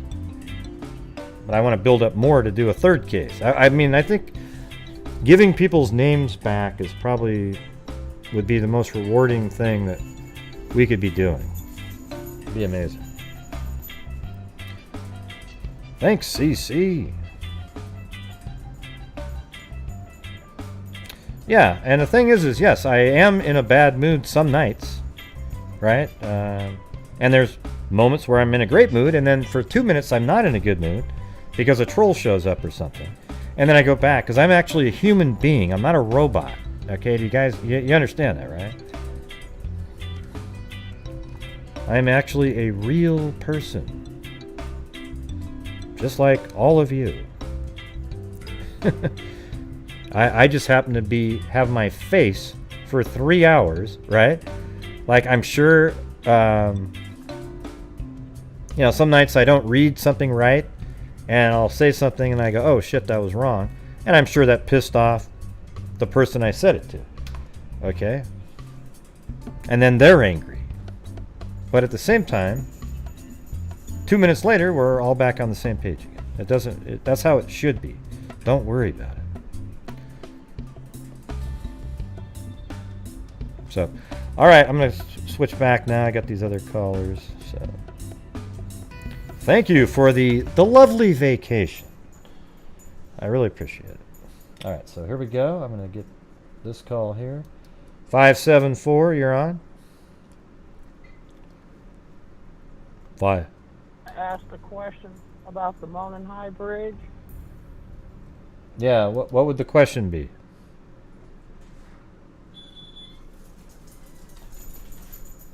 But why hasn't any work been done? Oh, you mean well, they started to do work, but maybe they decided they needed to kind of keep it the same for whatever reason. Maybe it's just because the killer... No, I don't think so. Okay, what this person... You! See, that was good. This person screamed again. It's the same person. It's Jim. That was Jim again. I could tell. He has the same voice every single time. He just tries to alter it with the audio level. But wasn't that cool how I kept the audio out most of the time? What they said was, hey, how come they got a lot of money for the funding of the bridge? And, but they haven't done any work on the bridge. Well, do you ever think maybe the killer's the person who got the funds for the bridge? Jeez, give me a break. Get the hell out of here. All right, 865. Got to turn down your audio in the background.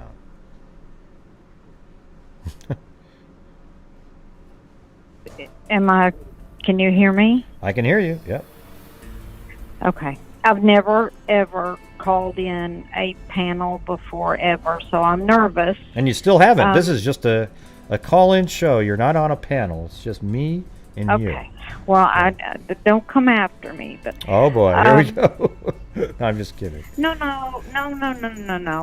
I have had a thought that he knew the area, yes. We know that he knew the area, but could he have been there to bury a parent or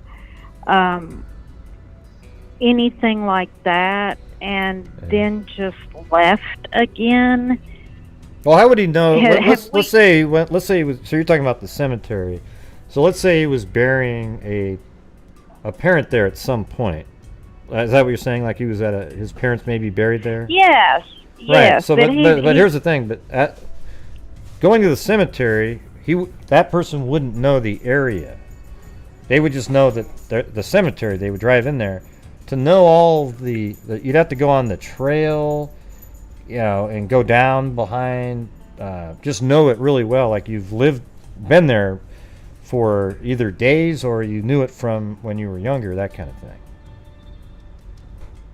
You see what I'm saying? Yeah, I feel like I definitely feel like he knew it from when he was younger, for sure. Can I ask what your name is? Because people are wanting to know. My name's Donna, and I'm in Tennessee. Okay, Donna. Okay. I go by Shih Tzu Mom.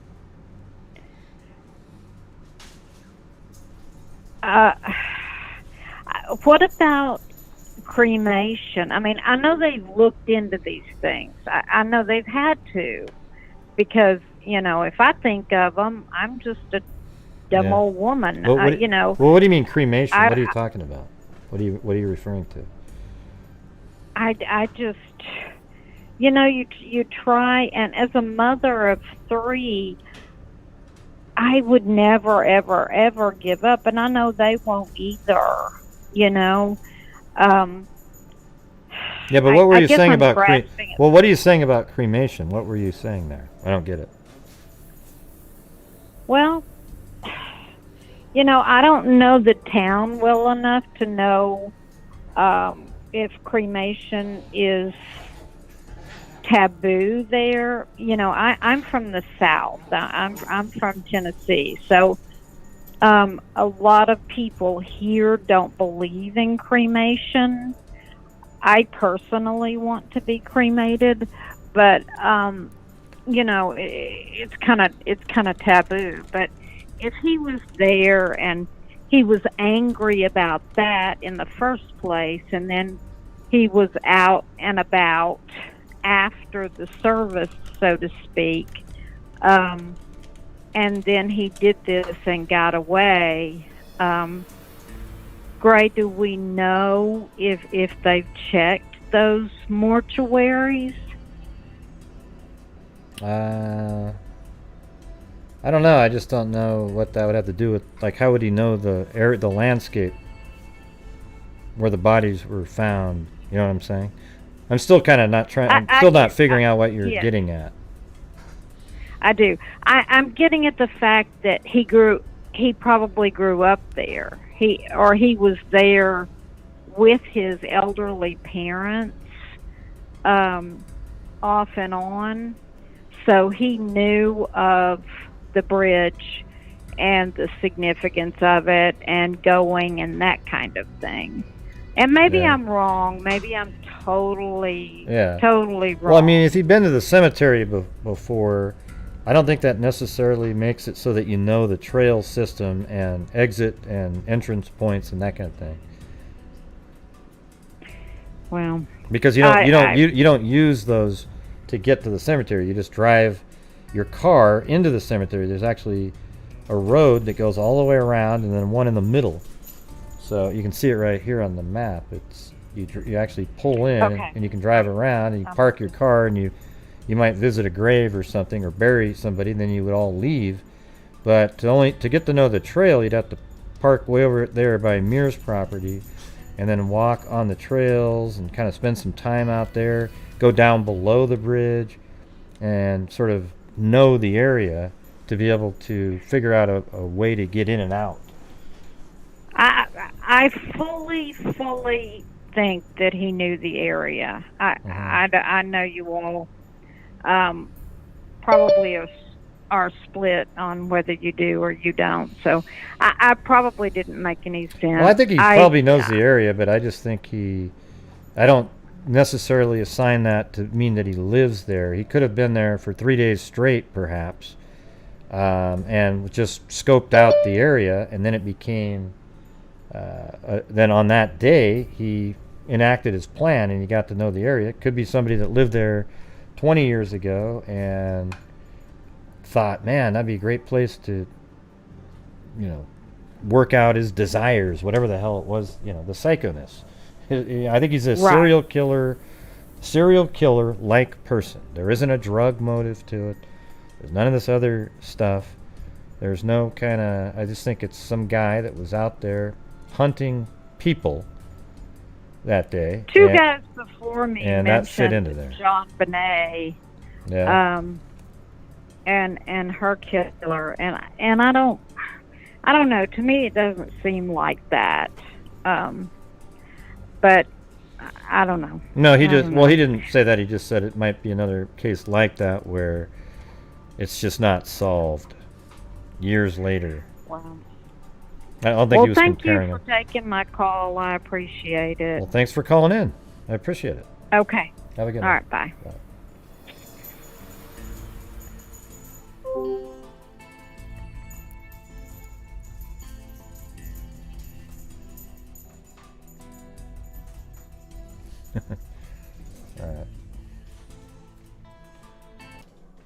651?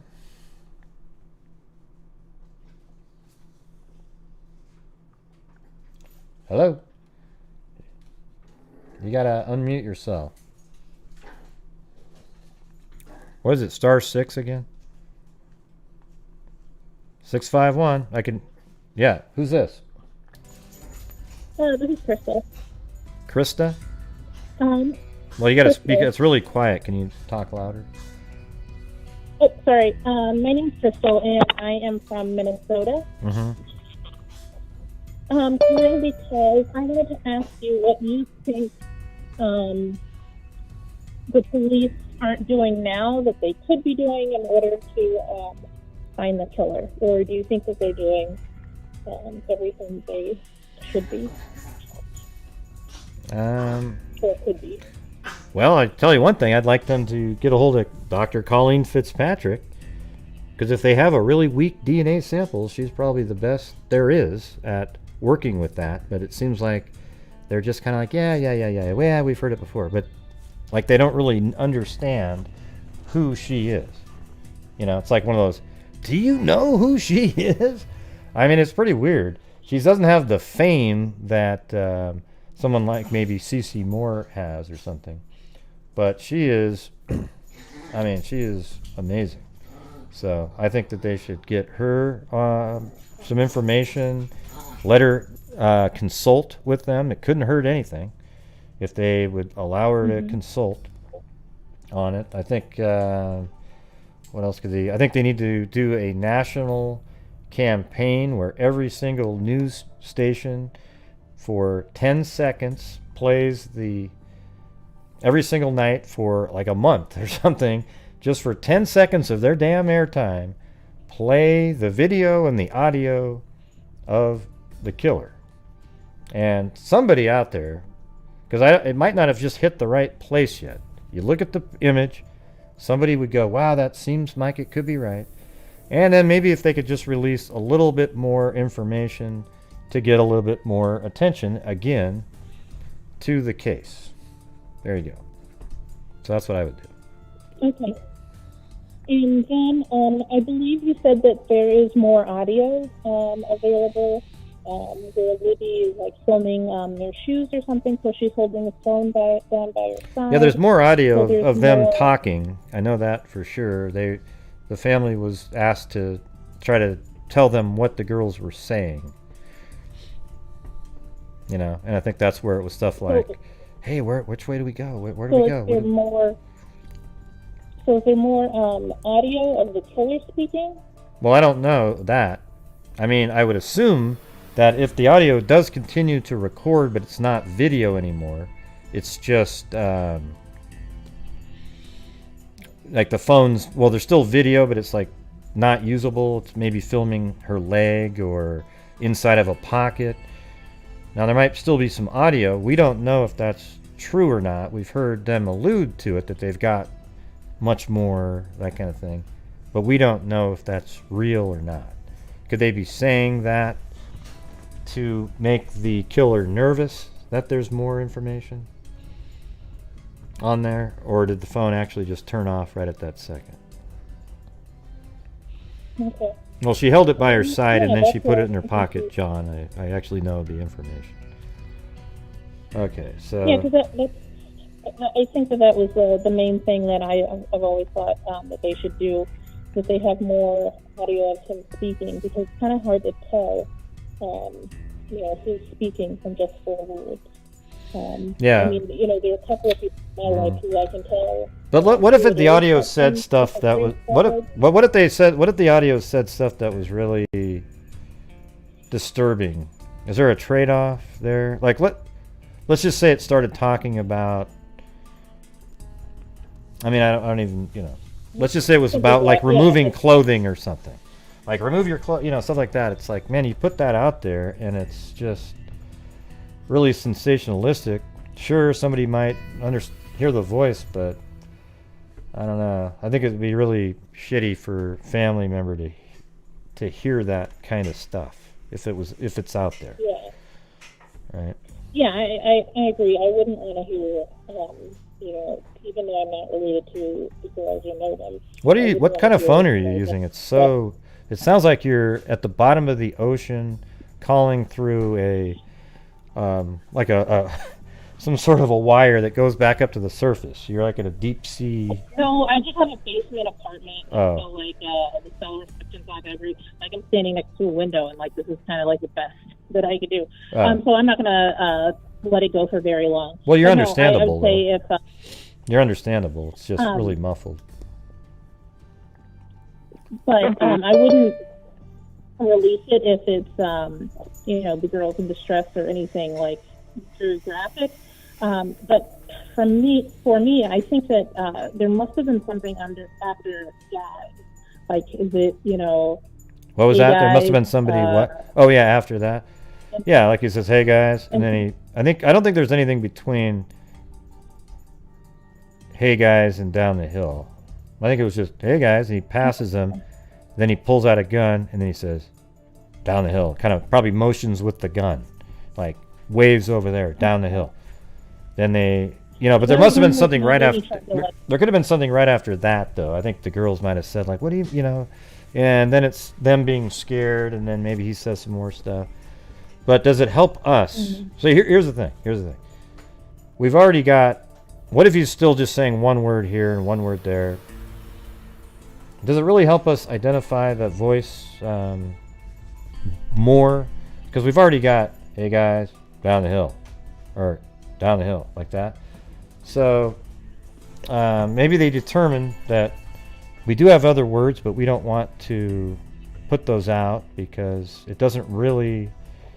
We don't think that somebody's going to then help identify a person. It very well could. Maybe there's that one word that the guy said.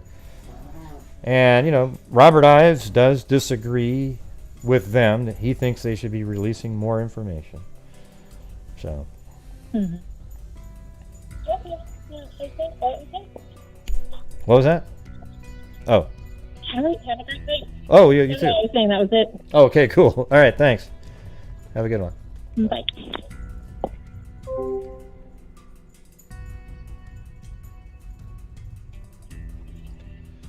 All right, 515.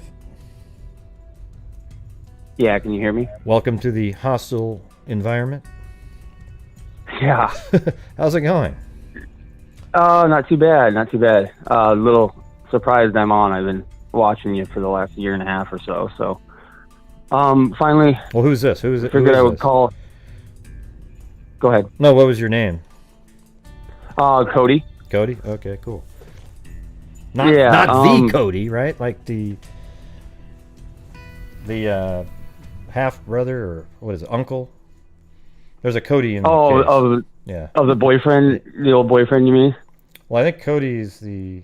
I'm actually now I'm trying to remember. He was adopted by them. I think he's like a uncle or related to Kelsey and Libby, but. Yeah. Yeah, I thought that was kind of weird hearing my name there. I'm from the Midwest myself. I actually live over in Iowa to the west, not far from Omaha, but I was born in the 80s, and I just think back how media has changed. Like when I was a kid, you'd have Columbine happened, and then, Timothy McVeigh in Oklahoma City. It was mainstream, and everybody knew about it. It was like a household thing, or even to modern times, Casey Anthony or Jodi Arias. Almost anybody relatively knows who they are, but I live over here in Iowa, and to be honest, I've been watching this youth for the last year, live in a really small town of about 1,500 people, and aside from my family at the house, nobody knows about this case. Dead honest. And I mean, it's just kind of odd. Even people I work with, I mentioned, nobody even knows about it. Yeah, you have to tell the whole story. Hey, what do you guys think about the case? What? And then it's the whole, you have to start from scratch with all of them, right? Yeah, and it just, even the last 3 to 6 months, it just amazes me that you think you'd say Delphi and everybody would know what you're talking about. I mean, that's just, I grew up when I was a kid, Timothy McVeigh or Columbine. I mean, now you mentioned the shooting that happened in Texas last week, and nobody knows what you're talking about because we're desensitized. If you ever mention Delphi and they say, oh, in Greece, then they don't have a clue. Yeah. They don't have a clue because the word Delphi has completely taken over the meaning of the area, the town in Greece. In Greece, yeah, it's just yeah. It just amazes me. So I sit here, and I think the political stuff that not getting political, but I mean that divided. The people watch Fox News or CNN, what have you. Pick your channel. But myself, I watch you and then a select other couple of people, and then I keep up on the NBA. I'm a big Lakers fan. Oh, don't hang up on me for that. Oh, yeah. But I mean, then I check Instagram and stuff, but that's generally my week-to-week routine. And I sit there and I think I know a lot of people that are, late 40s, 50s that still have flip phones. They don't have any of the access to the apps. Or I flip on my phone and I'll get numerous updates through wherever, Reddit or, junk stuff regarding Delphi, because that's, my phone keeps the algorithm and it shows me that stuff. But your average, normal people living in Iowa, I went to college over in Cedar Falls, Iowa back in 2014, which is the connecting town to Waterloo, which is where the Lyric, that whole situation happened. Uh-huh. Greg, I didn't even hear about it, and I lived there at the time. Yeah. I was graduating from UNI, and I wasn't even aware of the 2 little girls that were killed or missing. That case got way less coverage, mainly because there wasn't video and audio. The video and audio is what made the Delphi case a big deal, really. Oh, 100%, yeah. 100%. Which is a good thing. But then, that makes me think, talking about NBA, you mentioned a little bit earlier, is it merely just the right eyes have not seen this video? Because I sit there and think, there's no way, why can't law enforcement reveal more stuff? But it's almost, Doug Carter, he just seems like an all-star, the way he carries himself, and he just seems really professional. And I know they work their tails off, but it just seems all the work they've done, it just seems like there's just something that's missing there. You can correct me if I'm wrong. Well, what's missing is just that one piece of evidence. That's what's missing. See, they've done everything humanly possible. The FBI ran the show at the very beginning for a long time, and they did everything. And it's just that the guy left almost no information. I mean, at the crime scene, there's just shockingly little information that leads to him. And there are, that's just where it's at. It's just, they have the video and the audio, but it's grainy, and you can't see his face. We've done this thing where I've shown people video that was shot in the same spot, and it's really grainy of a woman. Now, if she had a hoodie on, and a hat or something like that, you wouldn't be able to tell who it was at all. Right. Yeah, and like I said, I love all your work. You do a great job. I also love when you get upset too. I'll find myself in the grocery store just seeing someone doing something stupid, and in my head I'll get, "Oh, Greg, stop doing that." So that even kind of rubs off. But I appreciate you sticking to the facts. I think you do well. But as far as the video, this is 2:00 in the afternoon. The guy's so brazen, just to go out and task this. To even I mean, if it was just some random guy, that had like I don't know what you want to call it, a mental break, he would be messy or something. But the fact that he was even on video and he's still escaping away, it's almost as if you would have said something to him before him. He wouldn't have worried. He was so meticulous and so articulate, and to do it at 2 PM, like a normal human person, like would be paranoid that people can see him or whatnot. But Yeah. it makes me wonder, and you can correct me if I'm wrong, but the FBI assignment from day one was I remember the director there in Indiana, I can't remember his name, but he said they sent everything they had. And it makes me wonder, with the prosecutor eyes, saying that it was an odd crime scene, their signatures. Was there, is that signatures of the oddness something that told, the FBI right away? Yeah. Well, that's why I think they got the FBI. This has been here before. Well, I think the FBI it's a serial killer type, yeah. Yeah, that's why I think that's what I've said since the beginning. Is my opinion is they got the FBI in there that quick because the crime scene, they could tell there was signatures and oddness about it, so they brought them in. Yeah. Now whether or not, Ives is the only one that's saying that there's signatures. Maybe the FBI considers them signatures or doesn't. But Ives knows what a signature is. He's explained it out loud. He did that many times. He'll say that, an MO is, the things that somebody does to commit a crime that's necessary to commit the crime, and signatures are not necessary to complete the crime. It's sort of a calling card that I was there, that type of thing. And when I say I'm talking in third person, it's the killer. Not me, everybody. Jeez. Yeah, right. But that's the thing, and I sit there and I think about it. I mean, I can't help it. I sit there and I stew about this case all the time. But I think, the fact that, like you said, the FBI hadn't said signatures.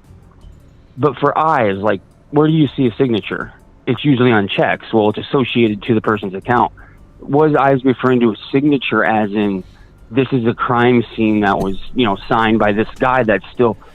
Because, BTK, he would not have been caught when he did if it weren't for his arrogance, with the floppy disk and kind of getting smart with the cops. Yeah, I think it was just... I believe that's accurate. He said that there were things that you could take pictures of. Signatures. Something left there that wasn't necessary to commit the crime, So, but we're left up to our imagination to wonder what those are.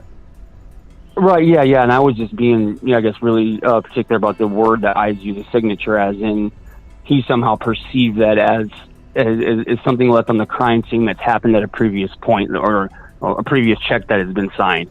He, collected that from the FBI. And with that said, was there a previous instance that they may, and I don't want to speculate, but to where maybe they did release more information? And maybe... Well, the FBI would know that, though, right? See, here's the thing. The FBI has a database of all those things. So when they got there, I'm sure they checked to see if there was anything similar. Well, even if they did have, similar cases, they're connecting, I don't think that they would, release that because it would give a sense that they were onto that. But I don't want to talk about any of the tactics of the FBI. But there's something, because it's just odd. They're not coming out with more. It's you think they want, Doug Carter does such a good job of, inspiring me. He pumps me up listening to him. But why wouldn't they release more? It's maybe there's a certain chance where I don't think it would help. I mean, the guy's out there at 2:00 in the afternoon, was caught on video, and he's still walking around. I mean, See, I think he was out there at 2:00 because it was maybe even said, wow, this is a nice day. There might be somebody out here jogging, like a housewife or something, or somebody doesn't work, or somebody that just took a break and wanted to go jogging, and he was just going to hang out there, and because 2:00 is a weird hour, 2:30. That's a strange time of day. Now, a lot of people think, well, maybe that means he knows that they took that they had days off of school. So some people think that is, but I think it's more he wanted to get out there where it was totally isolated. Like, for example, let's say it was kind of a day where it wasn't a day off of school. The only person that would have been out there alone would have been maybe that Cheyenne individual. And maybe she would have, I mean, it's going to sound weird, but maybe she would have been a victim because she literally walked all the way across that bridge and would have been in the exact same trap as Abby and Libby were in. She was just there 30 minutes later, or 45 minutes later. Right. So that's kind of weird to think about. Yeah, and I think about that, and you get to the point to where he considers certain people, then he follows the girls, and then it's like people think, or the general consensus is that he didn't expect to see anybody. Like, apparently this guy was there, there's 12, 13, whatever, if that's true or not, whatever. But apparently he was comfortable with being seen or seeing, like, flannel shirt guy had, I believe that's truth, that he did claim that he did see the guy in the blue coat. Is that accurate? What was that part again? The flannel shirt guy did mention to authorities that he did see the guy in the blue coat. Yeah, see, I don't know if that's true or not. See, the thing is, a lot of these information, the part about, apparently there is somebody that, there might have been a woman walking a dog at some point, but we don't really know if the woman walking the dog or flannel shirt guy spoke to anybody about like seeing a killer, because you're hearing it on it's on a channel with the guy is a grifter. Okay, so we don't really know if anything is true or not until we hear that it's a law enforcement say that, or one of the McCain, who's the flannel shirt guy, if he came forward and said, oh yeah, I did see him, and or the lady that was walking the dog said the same thing, then I would believe it. That's it.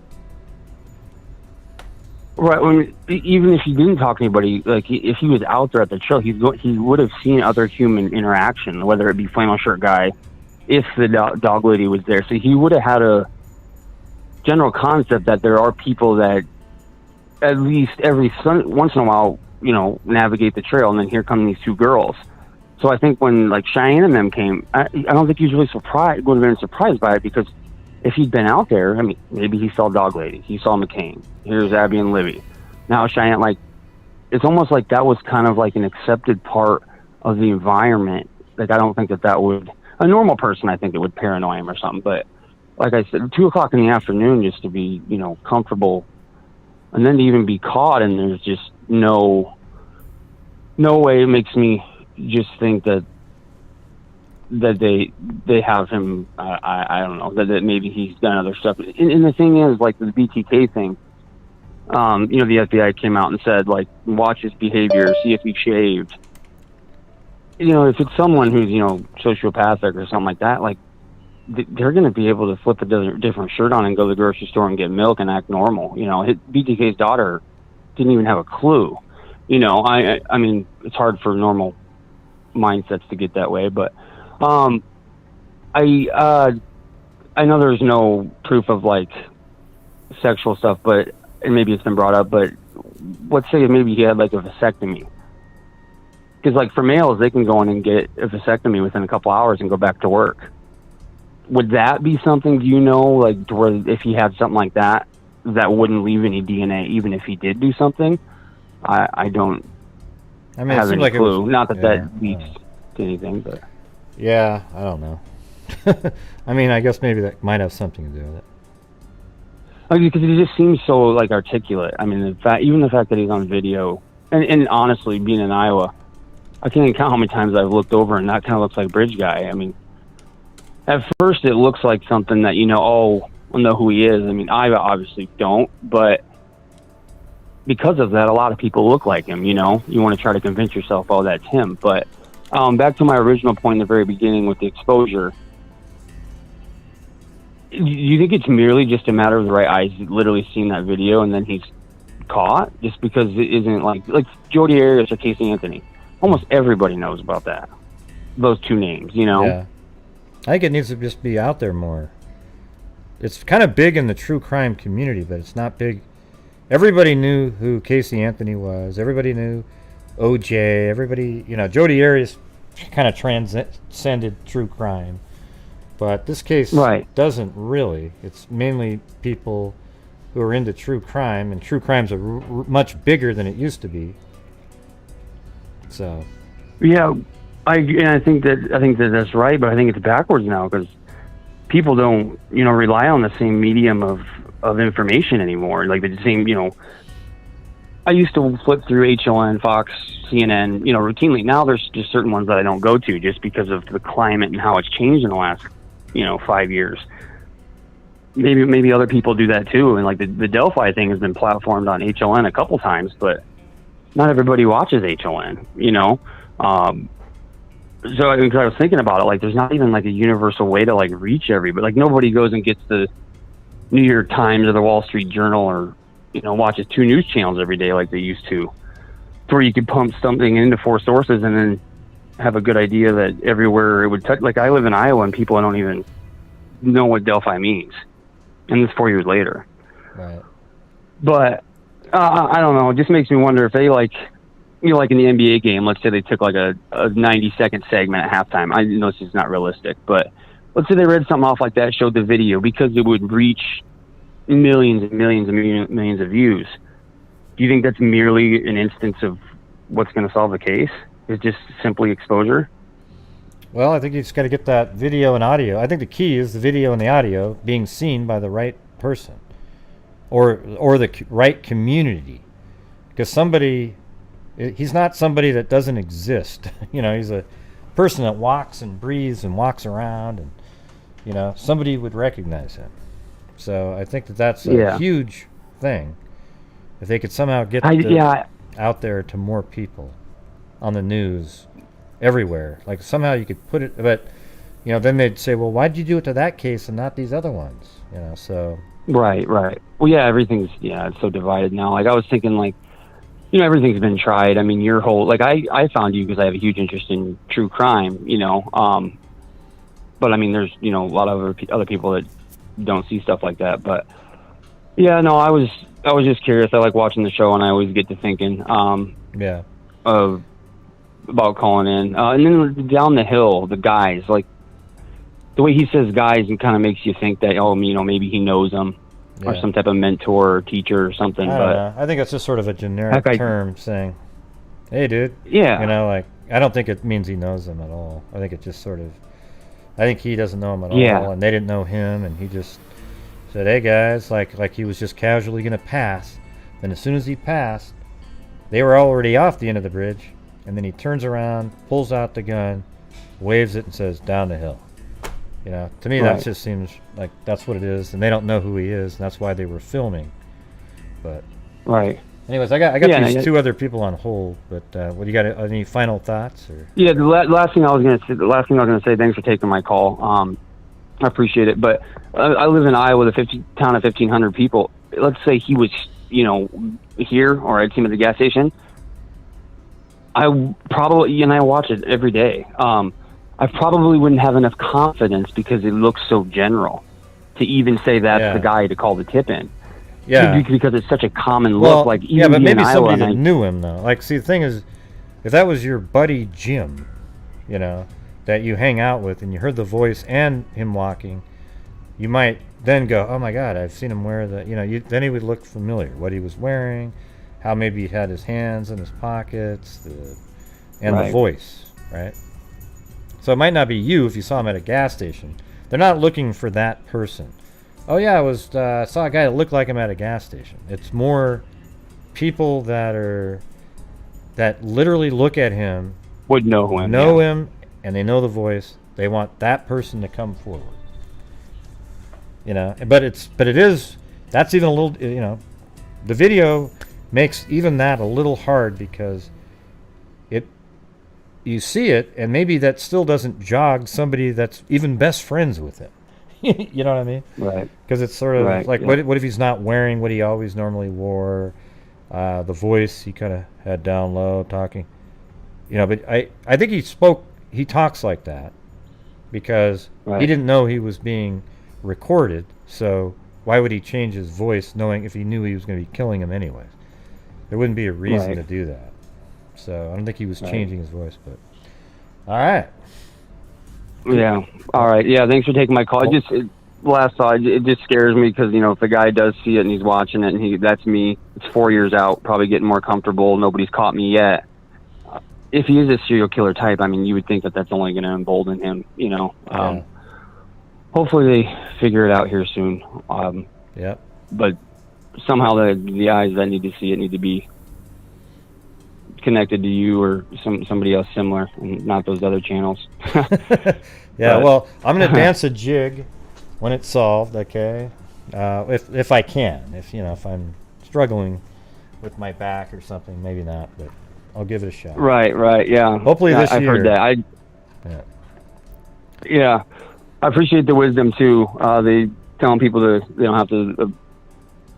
I can't remember how it goes, but you can have your own opinion, but I don't have to respect yours. I mean, a lot of younger kids and stuff like that need that exposure because today's generation sitting there watching all these crappy channels, it just scares you what the world's going to turn out to. Well, the thing is when people say, you have to respect everybody's opinion, and I say, no, that's not true. You have to respect everyone's right to have an opinion, but you're not required you're not required to respect the opinion itself. Okay? Right. And that's the truth. And I wish everybody thought that way, because then you would. I hate when people say that when they go, "Oh God, you have to respect my opinion." No, I don't have to respect it. You just said that getting the vaccine makes you a magnet. Okay. I don't have to respect that one. Okay. So anyway, all right. Well, hey, I appreciate you calling in.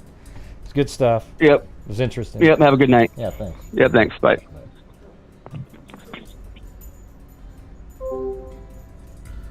All right, 602. Oh, jeez. I have one question and I'll hang up and let you answer. First time caller here. I enjoy the show. That was the same troll again. So everybody hit that like button. Listen, even if you don't like the channel, hit the dislike or like button right now. Hit the like button, hit the like button, hit the like button, hit the like button, hit the like button. Doesn't cost you anything. Hit the like button, hit the like button, hit the like button. Hit the like button, hit the like button, hit the like button, hit the like button, hit the like button, hit the like button, hit the like button. All right. We'll continue the show when it hits 250. I'm tired of it now. Hit the like button, hit the like button, hit the like button, hit the like button, hit the like button, hit the like button. Hey, thanks, Zozo. You're so mean. Gosh, Zozo, you're so mean, gee. 25 of them, you're out. Hit the like button, hit the like button, hit the like button. I'm tired of it now. Hit the like button, hit the like button, hit the like button. 20, 25, 30, 25, 40, 45, 50, 55, 60, 65, 25, 30, and 30, and 30, 25, 30. You want to put 30, sir? 25 of them, you're out. 30, sir. 25, 30, 30. Now 245, 245, 250. Couple more. We got 5 more to go. Doesn't cost you anything. 249. Oh, boom. All right. Got another one here. 303. Welcome to the... what's going on? Pleasure to talk to you. I never thought I'd get through, but hello to you and all the freaks. Yeah. Well, hold on a second. Hey, thank you very much, Linda Howe. Hold on, let me read what she said. She says, here's to justice for Libby and Abby. Thank you, Gray, for the dedication to the Freak family, for the generosity, and for reporting GHI, best in true crime. If you want facts, this is the place to be. Love this family. Okay, go ahead. Hey, Gray. I think that everybody's been given that killer too much credit. I think he got lucky as opposed to he's been smart. But I was just, what do you think? Let's see. What do I think about that? Well, Zozo agrees with you. She thinks he's a dummy who lives in his grandmother's basement and drools. Okay, so we always joke around about that, but I think that it is possible that he got lucky. But if you think about it, I mean, it seemed like he really kind of plotted it out, where he made sure that there was this opportunity, that it was going to be safe for him to at least get them off the end of the bridge. I think he's lucky that, here's where he's really lucky, is that the video wasn't stable on his face when he was about 20 feet away. That's how he got really lucky. So that is lucky. Other than that, and then he also got out of there pretty cleverly, because it's not like we have two completely different sketches. So obviously he had a look that was hard to describe, really. I don't know. Why do you think he's dumb? No, I mean, I agree. I think he was smart in when he attacked, you know, where he was and the location, and he knew people weren't there, you know, a distance behind him. But, and I apologize. I thought it was known that somebody saw him. And that was my whole question of when they saw him, like before or after. I mean, he was seen. He was seen by people.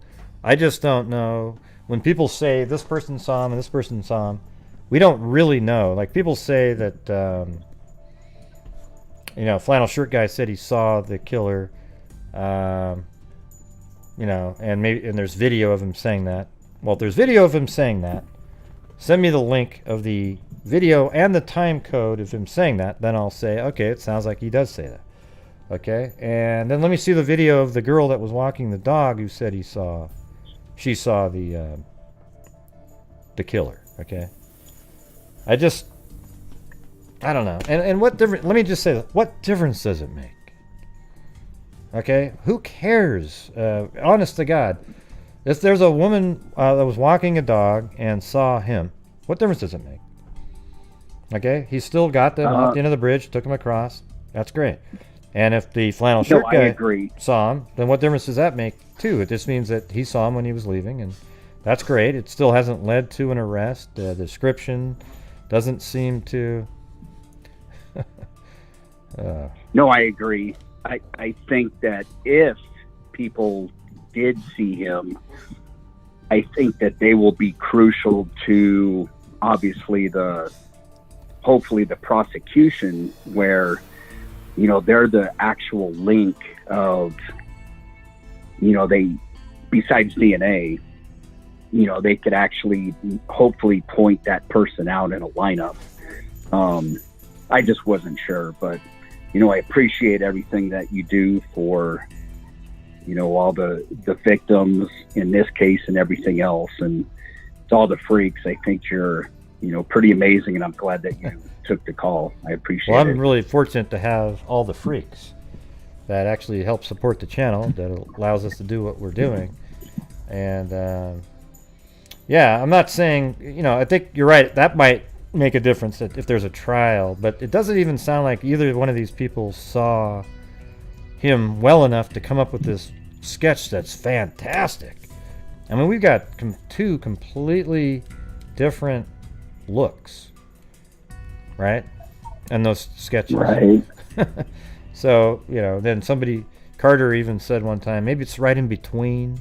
So do we need a third sketch where you sort of morph them together? And I don't know. Sketches are just sort of meant to be sort of a vague, you know, keep an eye for a guy that might look somewhat similar to this. But a lot of people try to make them put skin tone on it and come up with an actual face, using that face like it's a real person, and it's not. It's a sketch, right? So, anyways, Right. Yep. I didn't mean to keep blabbing on, but I appreciate you calling in. No. And the kind words. Definitely interesting, and I appreciate it, Gray, and to all the freaks, and definitely I keep checking in, and I've wanted to talk to you for a while, and I think you keep up the great work that you do. Well, thank you. Appreciate it. Some kind words. Finally. Yay. All right. All right. Have a good night, Gray. All right. Thanks. You too. Actually, everyone's been pretty kind tonight. Yep. They're coming into the hostile environment. I don't know how they're doing it, but somehow they're managing to survive this horrendously...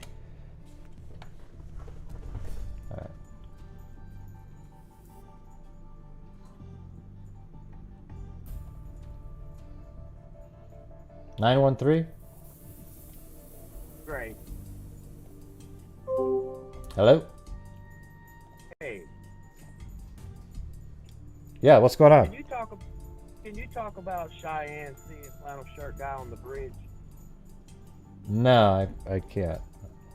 I don't even know. That's a part of the case. Why would you want to hide that? I'm not hiding anything. They wanted me to talk about Cheyenne seeing the flannel shirt guy on the bridge. All right, here we go. 304. Hello? Hello? Hello? Can you hear me? Yeah, who's this? Well, I thought it was you, but it sounds totally different because it's kind of echoey. Okay. Oh, okay. I thought it was you because I was... Yeah.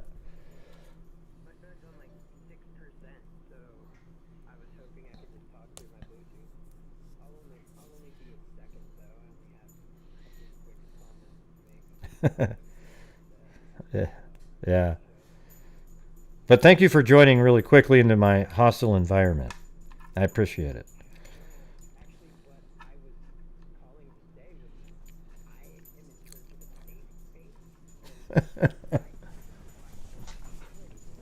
Yeah.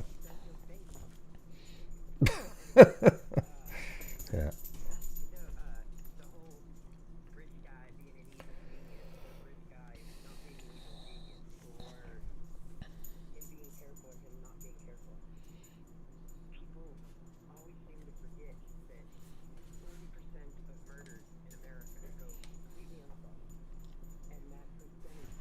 Wildly. Oh, wait. Hold on a second. It's going to sound crazy, but you have to start from start over again. You can stay on as long as you want, but I had it on the yeah, be muted. I had it where I was monitoring, but I forgot to press the button back up again. So go ahead. Oh, sheesh. I know. Anyway. Somebody just said they couldn't hear. But just say it again. It was good. It was good stuff. All I was saying was that, the killer doesn't have to be this evil genius. He doesn't have to be a super criminal. He doesn't have to be even careful or cunning in any way.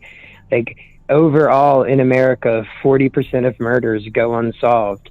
And that percentage jumps just crazily when it's in a place where the police aren't experienced with murder, such as rural Indiana. Mm-hmm. So like debating whether or not he's this super genius doesn't matter. You don't have to be a super genius to get away with murder in this country. It's just like, well, like if they're not experienced there, they definitely. But the thing is they had the FBI in there right away. So even if they didn't, they had the most experienced people there. They just don't have the information available. You'd think they would with the audio and the video, but other than that, there was nothing.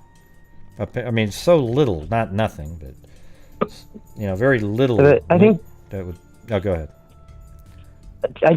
I think people give too much credence to the thought that murder is a difficult thing for people to get away with. Like, the statistics show that that's not the case. Like, DNA is closing that gap. Thank God. That's awesome. Like, I hope every scumbag that ever did committed a murder or committed a rape, I hope they're freaking terrified because DNA is going to get them, you know?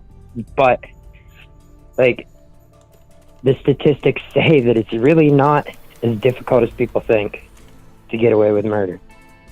Yeah. Like, 40%. It's a shitty thing, but it's the reality of it. People are scum.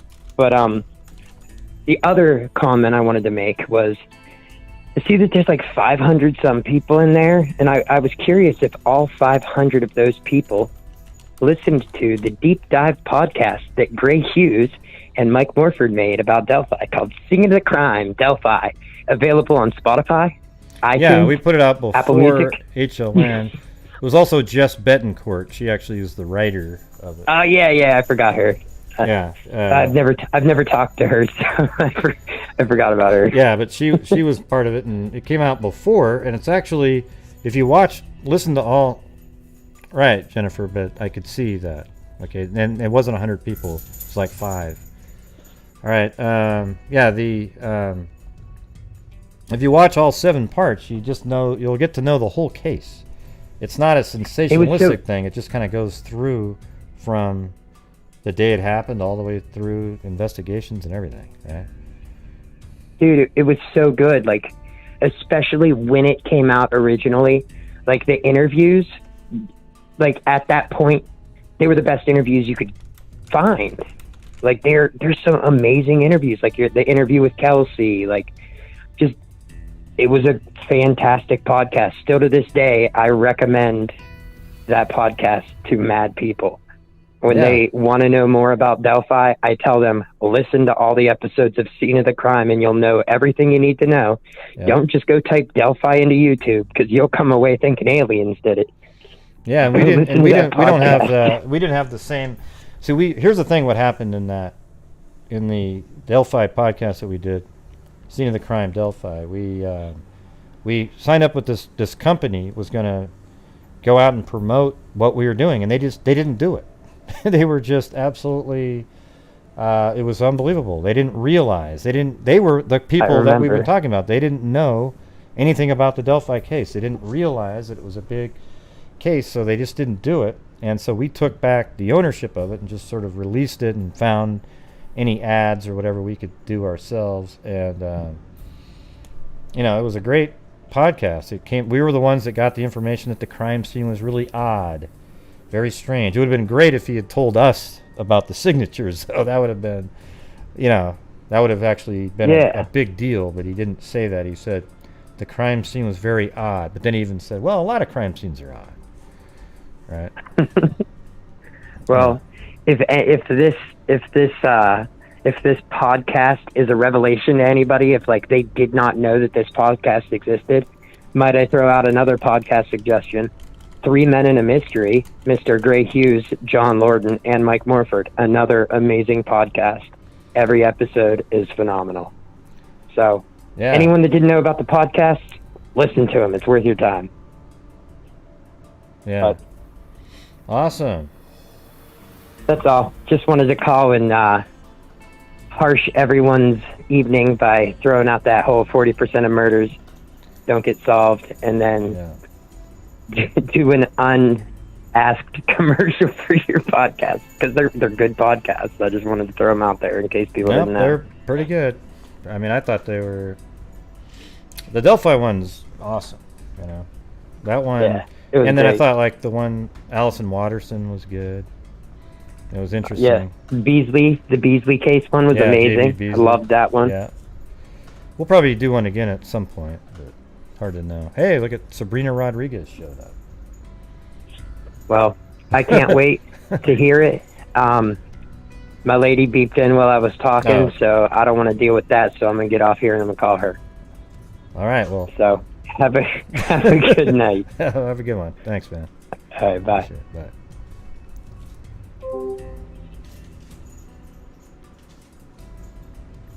Let's see.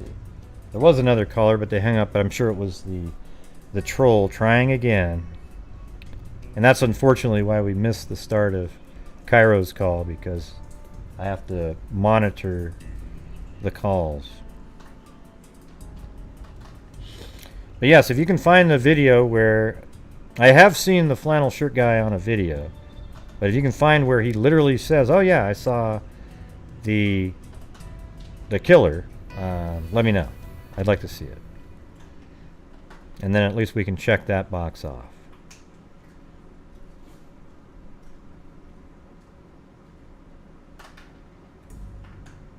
What are you talking about, Heather? Are you talking to me?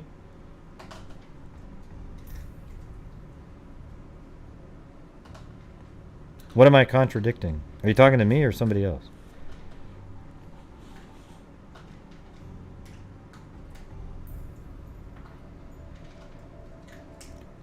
Shoeing Fall Friend Trail. Hey, Charles, you gotta type a little bit better, man. I don't understand what you're saying. Most trails are in it. That doesn't make any sense.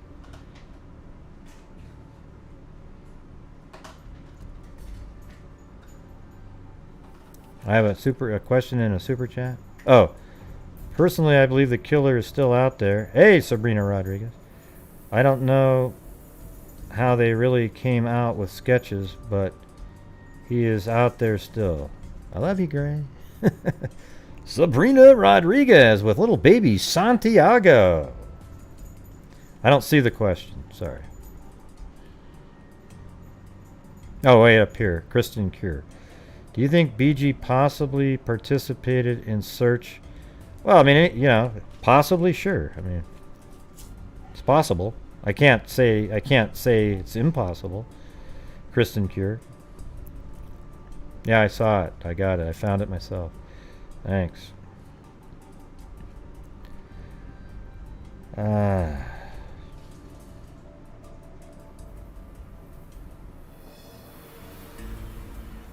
Let's see. So what's I'm just saying I actually have given him money and listened to him. What are you referring to, Heather? You got to explain yourself. Who are you referring to? Who did you give money to that's contradicting themselves? Because it's not me.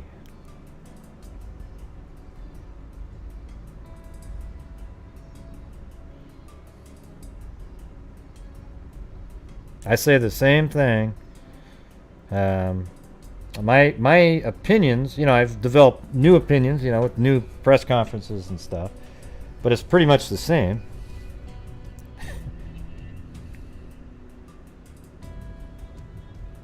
I don't even know if she's talking to me, though, Sabrina. Yet. I haven't been able to read comments. I would think the moderators would be able to see if she was or not. But.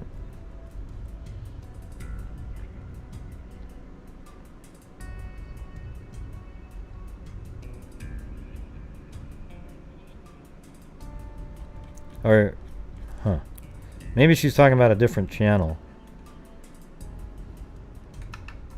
What police force? I'm not sure what she's talking about. She seems to be referring to somebody else. But hey, we had a bunch of great calls there in a row in this hostile environment. Thank you very much. You just said tonight it could be anyone? Right. What's wrong with that, Heather? Oh, her, yeah. I thought you were talking about the other person.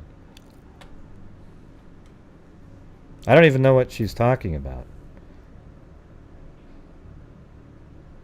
Not the smartass part. Okay, I said it could be anyone. I said tonight, well, how does that contradict anything? Of course it can be anyone. You know, I mean, I'm not saying anyone, like it can't be none of the women in here have a possibility of being the killer. Although you could make an argument. Maybe they were hiding on the other end of the bridge and it's a woman that was standing there. Okay? Is it possible? Yep, I have to say it's possible because we don't see it. Okay, and I can tell you who it's not. It's not anybody over the age of 75, okay? That's for damn sure.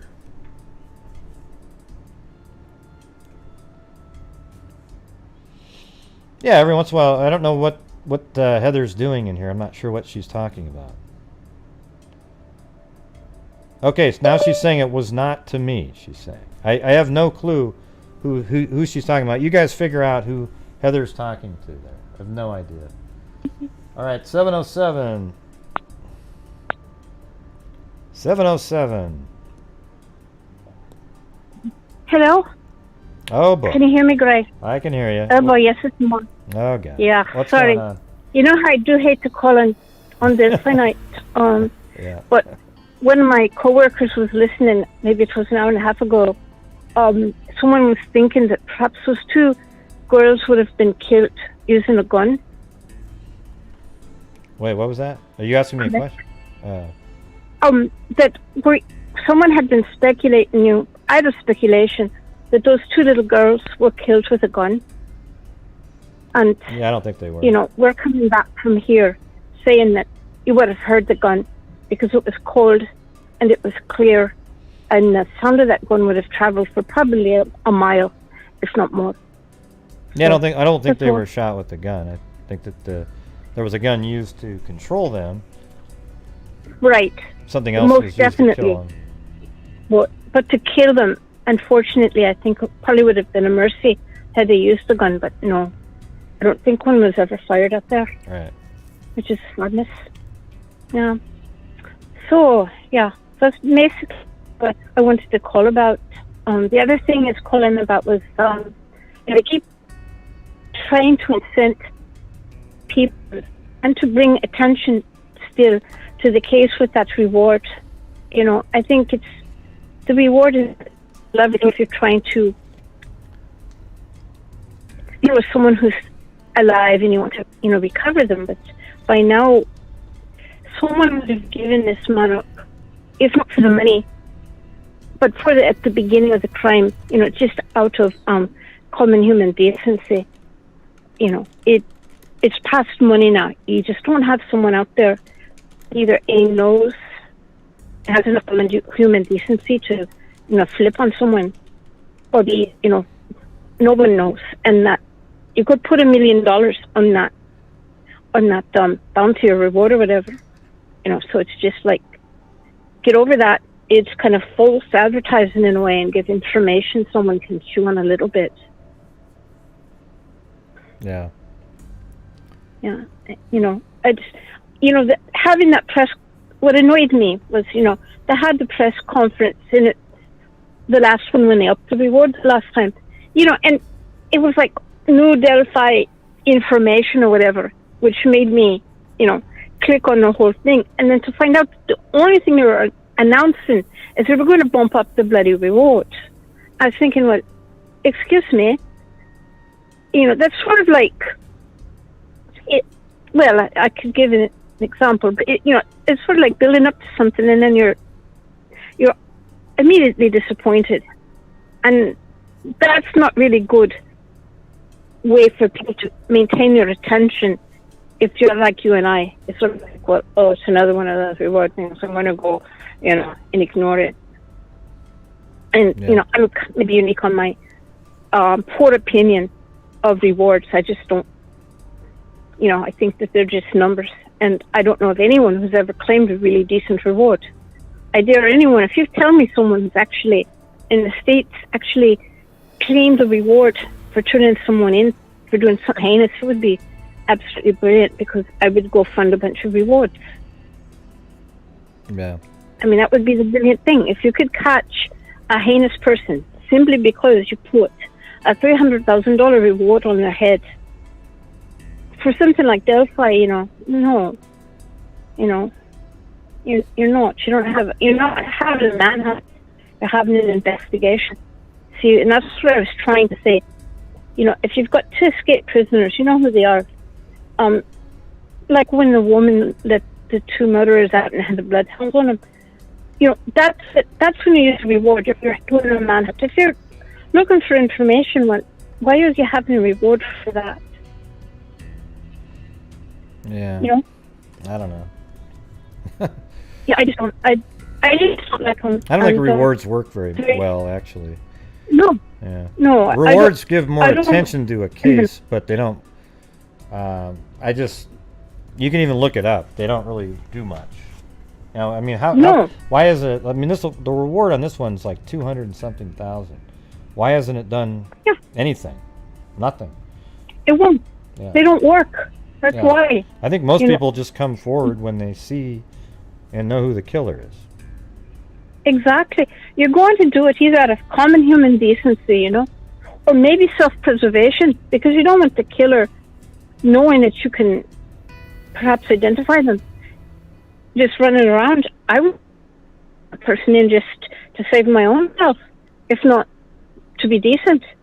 And since nobody has done this thing, then, you know, just the reward. If they announce another reward, and there's no information with that reward, I swear to God, I'll throw my mobile phone into, I don't know.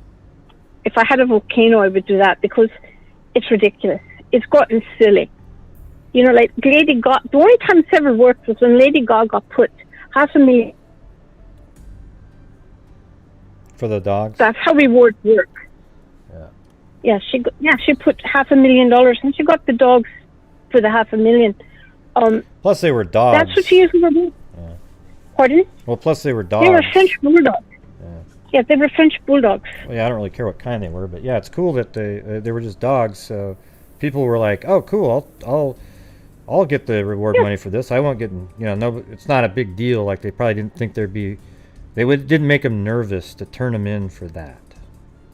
But a case like this might be difficult because you might fear some kind of revenge or something. Well, yeah, you have exactly. The people who actually ended up, the people who took the dog, they're in jail because they almost killed the dog walker, but that has nothing to do with finding the dogs. But yeah, I just come back to sound carries when it's cold and it's sunny, like it was. So, take it as that. And then also, like I just ranted on about that rewards. All it does is distract. At the end of the day, they're nonsense. And so, so anyway, that was about the reward. So that was what I called about, I guess, is to show people that you don't have to be afraid that, even when you're like me, you don't get hostile. Yes, if you know something, come forward. Yeah, well, that's what I'm trying to say. If you know something about anything like this, don't you think of someone who really knew about human decency or self-preservation would have talked already? So, don't put any hope in a reward. It's past the time. Yeah. Take care. I'm out of here. I've got children who want to go in the pool. Bye-bye. Oh, see you later. Have a good one. Bye. Yeah, we had, it was weird. I was just looking at the show. Oh, I guess it got fixed. There was like this weird drop-off earlier. But then it just corrected itself right in front of my face. No idea. Yeah, I have no idea what Heather was talking about up there. Probably just better to part ways. No idea.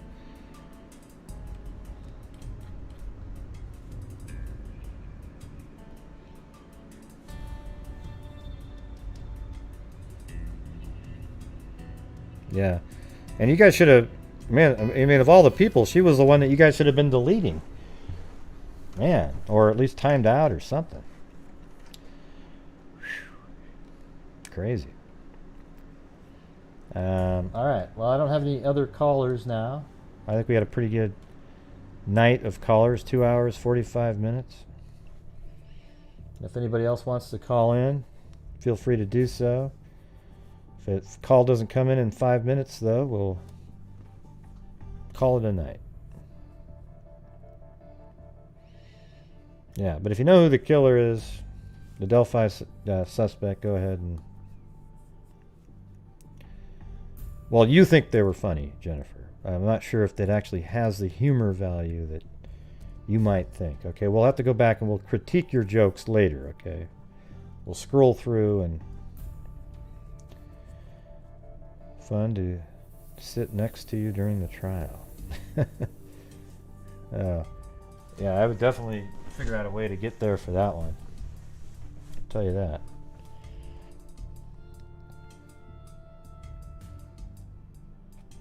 Yeah, the Always Dogs, that one.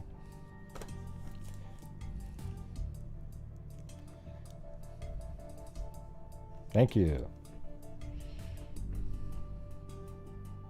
Well, I don't care who you think it is, Suzanne. Because you don't know who it is. That's the thing. I guarantee it. You do not know who it is. Well, you know who my POI is. It's well, who cares, man? Yeah. If I had $1 for every unique POI that's out there, I could have retired a year ago. Like, everybody thinks they got the right one. You know, there might be one person out there that got the right person. Just one. And good for them.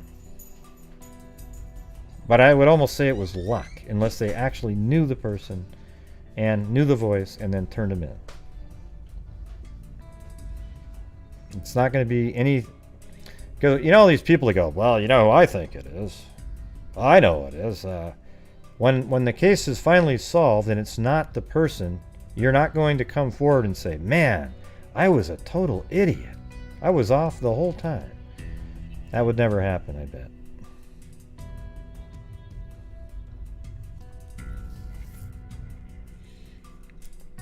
I don't think so, Charles.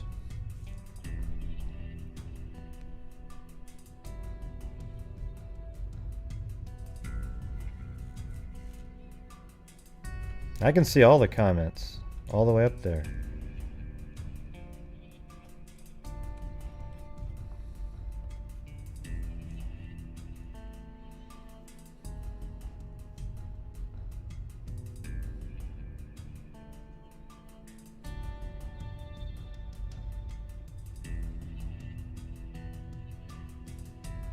Yeah. Do I need to know you very well, Suzanne? Do I need to know you well to know that your suspect is no different than anybody else's? It's going to be just... Yeah, I don't. A lot of people... If you think you know who it is, then don't come on the show. Get on the phone and get a hold of the crack, the unit over at Delphi, the crack unit there, and give them the information so they can go out and arrest that person immediately. Because you nailed it, man. You got it. You don't know who I am, do you? Do you know who I am? Man, when anybody says that, run for the hills, man. Okay, good. If you say that, you'll say it good. Yeah, but anyways, let me just say this right now, everybody. For any of you in here that think you know who the killer is, make sure to send in the tip and do not type it in a chat room somewhere. Send in the tip straight to law enforcement, okay? That's how you need to do it. Don't go, I've got chills. I've got chills, everybody. Here's who I think it is. And then start throwing out grainy side-by-sides of an image with the exact same angle of a still shot from... It's just, God, unbelievable. The stuff that's put out there. I guess I'm a little bit jaded because of the stuff I've seen in the Delphi case and in the Kanika Jenkins case. A lot of absolute garbage. Garbage, however, that a lot of people believe, unfortunately. 574, you're on the air. To the hostile zone. Who's this? Yep. I've been comments and such. I'm from Indiana. I've been to the bridge. My son and we checked it out a few years ago. And one of the things that stood out in my mind was how secluded and desolated this area is. We saw no one, and we were there for hours. And yeah, but it's really not that. The thing is it's wooded out there and everything. There's not a lot of people around a lot of times, but it's not far away from other homes and residences. It's true, yes. There is homes nearby, yeah. Yeah. And also, this is just a theory. Could it be that the killer went up from the private road to get on the bridge instead of using the trail to get on the bridge. Do you think that's a possibility or not? That he used the trails instead of the bridge? Is that what you're saying? No, he didn't use the trails, but he got on the bridge from the private road that's clear on the other side of the bridge. Oh, so you'd be up the hill. Right, so you'd be the Southside Bill. We got a guy named Southside Bill up here. He thinks that the killer started off on the southeast side. You know, that he came from there. Like, he was literally waited for two girls to cross the bridge and then abduct them on that side. But you're saying maybe he came in from that side and then maybe even walked all the way across the bridge and went to kind of near the parking area where the girls were dropped off, and then... Well, maybe he just kind of crossed paths with the girls, got on the other side of them, and then was able to push them to that end, the very end that he came up from the private road. Yeah, well, I think it's kind of my part that makes me think that the guy wasn't waiting on that side is because the video of the killer is from like 60 feet away, and he was a little bit further, obviously, than that. Prior to that, why would he be on that side and need to walk 60 feet past? Because he could see the other end of the bridge. If you're going to make the argument that he walk that direction to look across to see if anybody was coming, then turn around, that's wasting time. He could have just walked barely past him, looked past, and then quickly turned around and said, "Hey, get down the hill." Okay, there would be no reason. Well, I think he came from the other side. But here's the thing. What your theory is maybe he left his car somewhere off the private drive or something like that. Then maybe he did go across the bridge and wait over there, and then he tracked them down, got him on this side, and he was going to... How do we know he was clear on the other side of the bridge? Well, let's just say... Maybe he was halfway. Yeah, because then they'd have to pass him, and they wouldn't have done that. So let's say that he was all the way... He went all the way across over the parking area, even though his car was on that side, and he waited over there, and then he followed from way behind the girls, and then he finally corralled him, and he was going to assault them in that corner that I was talking about. And then after that, maybe he was going to kill them, and then he would get back on the private drive, get to his car, and drive out of there. That actually would be a pretty smart technique, because you're on the side where there isn't as much traffic at all. You would just kind of go down this private drive and then get out of here on 200. From what I've heard, I don't know if this is actual truth, but from what I heard, the lady that lives on that private drive, that's quite a distance down, that private drive is quite a distance down the road there, but she was on vacation or gone during the time, and her son was watching the property while she was gone. I had heard that, but I don't know of any validity to that. I don't know, but could it have been that possibly someone from her family that was watching the house, knew she wasn't there, saw an opportunity to possibly even take these girls into her house while she was gone? And that's why the very hill that they went down is on the private road, which leads right to her house. And I have seen pictures on Google Maps that the sandbar is very close to her house. It seems like the killer was very comfortable in being that close to her house. He must have known that she wasn't home. Yeah. I don't know. He must have known that no one was home to be that forward and being so close to her home. You mean that last house on the end there? Is that what you're talking about? What's that? You're talking about the last house there, that close to that home? The last house, it's right. Yeah, I know. There is a house on the corner. Yeah, but you can't see anything from the house. If you stood, see that whole wording thing it just isn't correct. I know what Ives is saying. You can see from the property, but you'd have to be kind of over on the edge of the private drive and look across. If you're way over in the house over here, that's kind of almost around the corner. Maybe up on the third floor you might be able to see out, but it's not... well, I'm not saying that he saw them from the house, but he was already on the bridge, but had knowledge that no one was home at that house. and was taking them in that direction. He definitely did, because he went down the very hill that leads to the private drive, which leads to the residence. Yeah. He seemed awfully comfortable to be that close to that house when it's quite a vast wooded area. He could have taken the girls in any direction, but why the private road? Why toward and so close to the Weber house? And that's just a red flag to me. I don't know, nobody knows, I guess, but it's. I just think he knew that. I think he knew that on the other side of the bridge, it was not really not a lot of motion or action. There's not a lot of activity on that side. It's not even really maintained at all. And you just go over here and you said, okay, now you're down the hill. Now you're below the bridge. And I always thought he was going to take him back to this little corner here, but maybe he forced him across the creek for some other reason, or they tried to escape and he caught him over there. We don't really know. I don't think he needed to know, even really think about the private drive. He probably was like, well, man, there's where like nobody. the where the bodies were found. Yeah, but it's 2 o'clock. Where the bodies were found was across a sandbar.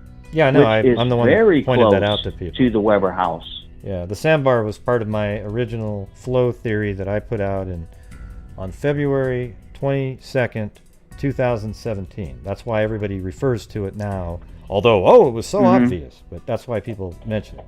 Yeah, so it's across the sandbar and then behind trees over here. Okay, that's that's what that's where they were found. And there's a house up here, but he probably just wasn't really concerned about it. It's 2 o'clock in the afternoon. He probably felt like it's in the middle of the woods. He had a gun on him. He probably told them to, not talk or something. It's just, I don't know. It doesn't mean anything to me. I don't think he had to be aware of anything. Well, he had to have restrained the girls in some way, whether he used a gun or what have you, to be controlling of them. But to be that close to that Weber house seems awfully suspicious to me in my mind, because it looks as though he was too comfortable to be that close to a house to commit such a crime. If you're going to commit a crime, of course you're going to go in the thickest part of the woods, I guess. Yeah. But to walk right by somebody's house, right, but he must have known the lady was on vacation. No, but you don't even know if he knew that there was a house there, because if he came from the other side and he walked across, no, just listen for a second, because if he walked across all the way across the bridge, from the other side, not the private drive side, and he walked all the way across, and he just was going to corral them and go down the private drive and down. He might not even have been aware that there was a house around the corner on the private drive. Maybe when he got down here and he looked up, he's like, oh crap, there's a house there. And then maybe he heard these voices over here, and that maybe all of that stuff led to him killing them sooner and then taking off. We don't really know. Okay. But I don't know. I don't necessarily means that he had to have known that there was nobody home there, because once you say that he had to have, and it's just wild speculation that he would have had to have known, then you have to start going down this whole other route. Like, how did he know that? Oh man, was he friends with her and he must have said something? And then it gets this crazy rabbit hole stuff that we're never going to get answers to. I would have to say that he definitely knew somewhat of the area, because it's too rough terrain. You can't even get off that bridge only in a few spots, because it's just like a straight drop. And he had to have known some things of the terrain and the area. But you're right, he could have went down the hill, saw there was a house, and took the other direction. But or he was down there and he didn't even notice the house until he was in the area where he killed him, and he looked up there and he was like, oh crap, who knows, right? I mean, we don't really know. But it does seem like he knew the area pretty good. Was he scouting it out for 2 or 3 days prior when there wasn't really great weather, and he figured out the whole scenario, what he was going to be doing, and then the sun came out and he goes, oh, what a perfect day, and he goes back out there. Was he just in town for a while? Is he from there before? Who the hell knows? I mean, it would be great to have. I wish I could be a fly on a wall in one of the meetings with the top level FBI people and just listen to what they're saying. I want to know what their profile is too. Their literal, the official profile that they hand out and discuss with people. Yeah, I have relatives that are Indiana State Police, and I've talked to them. But if they're not directly working on the case, they know just as much as the next guy. They don't know. They don't discuss open cases like that just to even other officers. Yeah. You have to be working on that specific case to get to know the information. Yeah, and that's a good. That's good though that they don't do that. It shows you that they're pretty. Yeah. They got it sort of kept in a tight circle of people. Yeah. Now, there are still some true, loose lips out there for sure. That's you know that. Yeah. Man, I appreciate you, Gray, and your channel. It's been awesome watching you for the years I have. Well, thank you. And that's all I wanted to say. I appreciate you. Well, thank you for joining the hostile zone. Really appreciate it. Okay. I'm going to change the name, man. That's good. All right, have a good one. Thanks. Okay, yeah. Okay, bye. Appreciate it. Good stuff. Yeah, hey, listen, I don't understand when people want to wonder why the girls weren't found that night. Because whenever you ask that question, why weren't they found that night? Why weren't they found? It's not even a good question. It's just they weren't found that night. That's the answer to the question. The why they weren't found that night, it sort of means that you believe that there is some nefarious cover-up or that they were put there later, and that's just not the case. They were killed where they were found, okay? Oh, well, then maybe he brought them back there and then killed. No, they didn't. Okay, the truth is, it doesn't matter that they didn't find them that first night, okay? They were already killed. They died probably just after the killer left there. They were murdered, okay? So even if they had found him at 5 o'clock, it wouldn't have changed the outcome of their disposition. And they didn't find him that night because they weren't looking on that side of the creek over there. Now, if there were some, I don't know. I just don't understand the whole philosophy of that kind of thinking. Man, why weren't they found that first night? Because you're trying to open up a huge door of conspiracy. No, there wasn't one still alive. They both died on the 13th. The death certificate, they could put, the parents got to choose.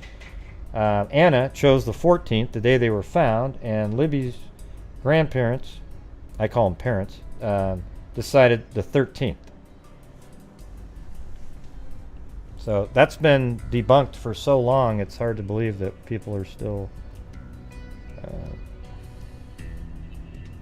yeah, and the killer didn't bring him back there. Yeah, why would he do that? It's ridiculous. Plus, when would he have had time to do that? Because right around 4 o'clock is when everybody was already there starting to search. Like Kelsey and Cody walked across the bridge. They were looking all around. You think he's going to bring somebody back? It's just... Let's quit wondering about that. It's one of those rabbit hole thoughts that really mean nothing. Yeah, like what Jay said. It makes no sense.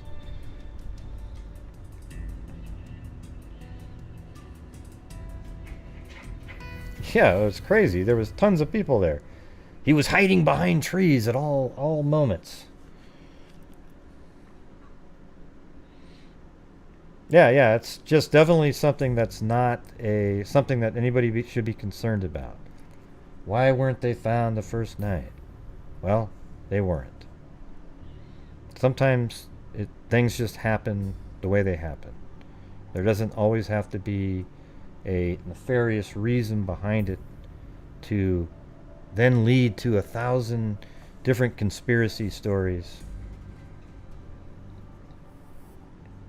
Don't you think I should call the live call-in shows now, though? The, what was the term again?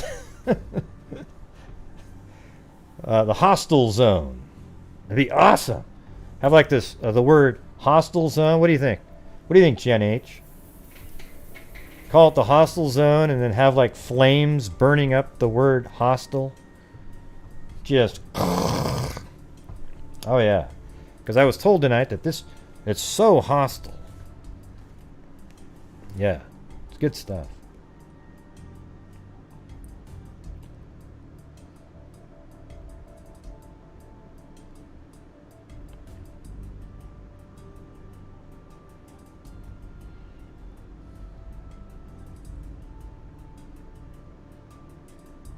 Yeah. Or maybe we should call it like the nasty. The nasty. No, I like hostile environment. Yeah. The hostile zone. I like that one.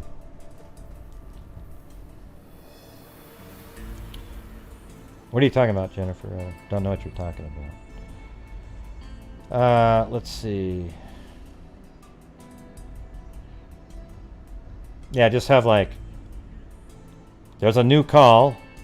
You've now entered the hostile zone.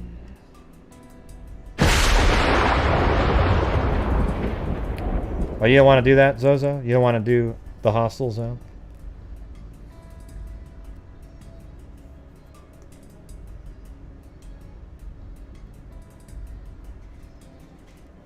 What do you mean, what's my point, Charles? What's your point? I don't get it. No idea what you're talking about.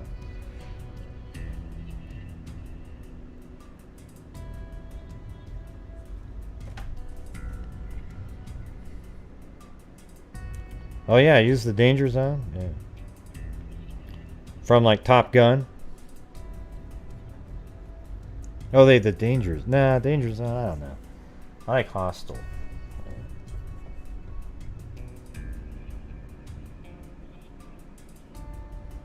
You know, I have a hard time following your guys' conversations that you have with people.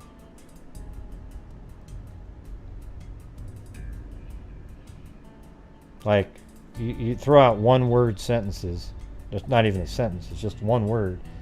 And I have to figure out which comment that made it to. Like, Zozo typed in lame. So what was she referring to? Me having a hostile zone? Or one of the other 1,000 comments that were made by other people. Because most of your comments aren't to me, they're to each other, right? Like Lost on the Hostels. The hostile Hughes. The hilarious hostile Hughes zone. Well, great, it's not really funny, gee. Well, I think it's funny, for God's sakes. Isn't that what matters? Good for you, Vivi. I think it's going to get solved, alright? Go do your own thing, though. Alright, you're too pessimistic. Well, you don't have a POI, Bad. There isn't one. You aren't able to have one.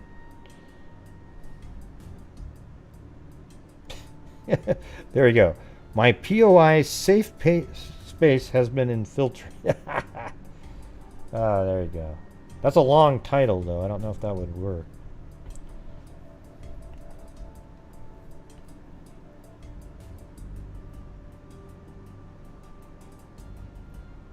Yeah, I just have no idea what anybody's talking about.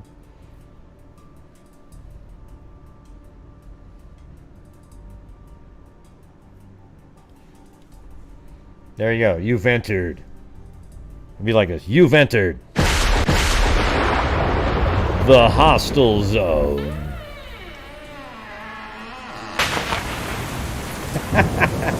You like that? That's awesome. You've entered the hostile zone.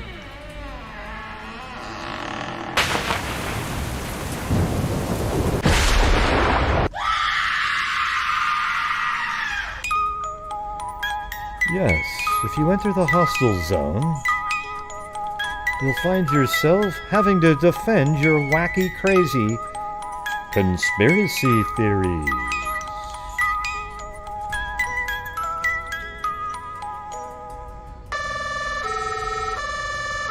Troll alert, troll alert. I gotta use that one. Alright. Yeah, I'm gonna get rid of this concierge person. They're just a total waste of time. Sorry, everybody. I'm just done with them. Hey, thanks, Kim F. Sharp Harp.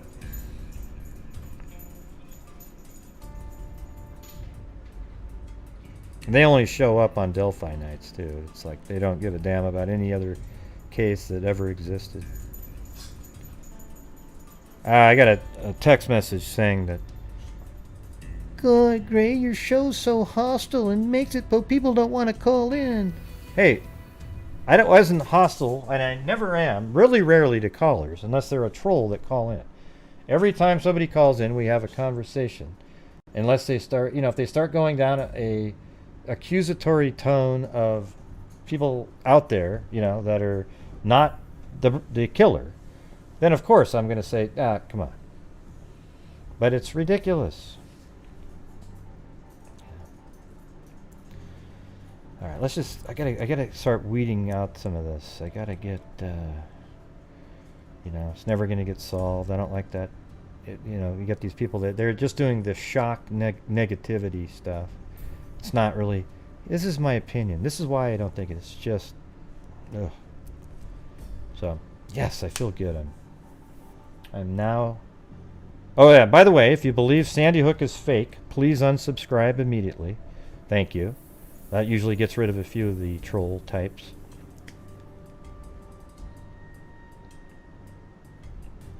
Yeah, they called me Greg tonight. Like Greg Brady.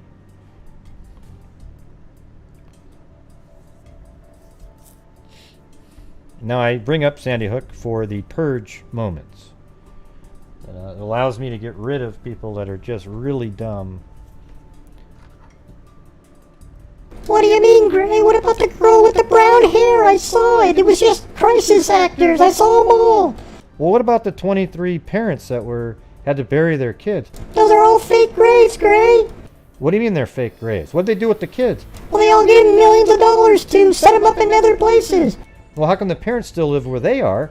What are the kids doing? Well, they're all adopted out to other families. Why the hell would they do that? Well, the parents can still contact them on private burner phones. Oh, that's great. You see how stupid those conversations go? Yeah, that's how an argument would go with a stupid ass Sandy Hook believer in the conspiracy crap. All right? Yeah. Right. There you go. Oh, yeah. Well, you're just wrong, Mary Lou. Gee. There you go, Lee D. Yeah, thanks you for reminding me. I had to get that in there.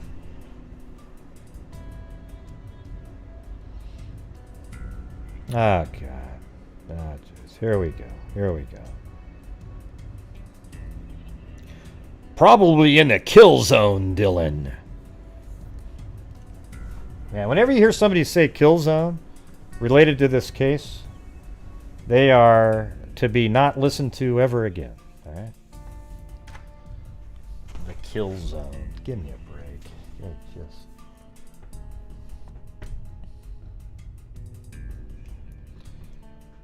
Let's see. Gray Hughes, I'll be sending out a ridiculous hostile zone box. Oh, you don't have to do that. The hostile zone. That'd be pretty funny though, wouldn't it? I gotta make a new scene for that. Like when Susanna calls in, I'll do the alarm. Let's see, maybe this one. Which one? Is this one? And then a new screen comes up. Oh yeah. Yeah, it's just so dumb. The kill zone. I mean, a lot of times the people that say that phrase are referring to an area the size of Massachusetts, okay? Well, Gray, that just means you don't know what they're talking about. No, I do. Oh, I do. Well, I'm being facetious when I say Massachusetts. Okay, Gray, I thought you were being serious. Gee. Man, I don't know about you, but Mary Lou. Yikes. It's called Scene of the Crime, Delphi. I'll see if I can find it really quick. I think it's in my description of the video, I think. Here it is on like Stitcher right here. Yeah.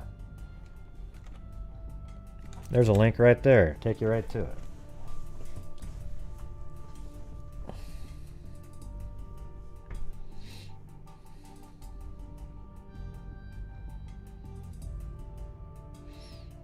Yeah.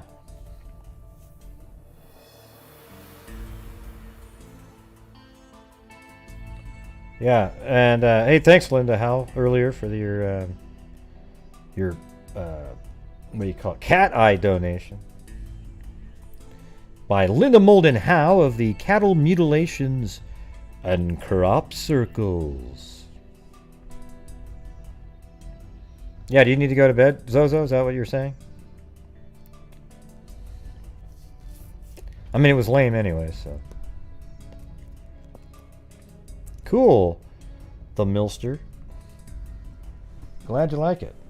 And we do cover tons and tons of cases all during the week. You should try to expand your minds out there. Those that are watching that are purely only interested in the Delphi case, you should try to follow along on some of the other ones, because you never know where you might actually be able to help out. You just never know.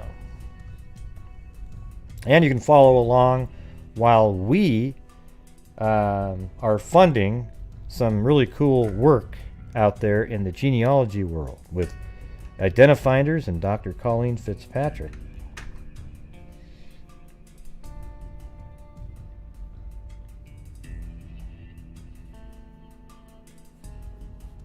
Yeah. All right. I don't know if I have much more to do tonight. Who knows?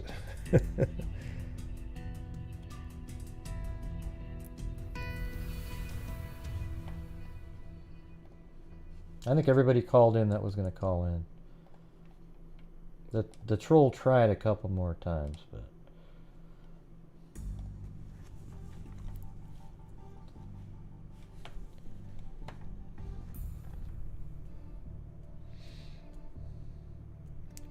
anybody have any random questions they want to ask?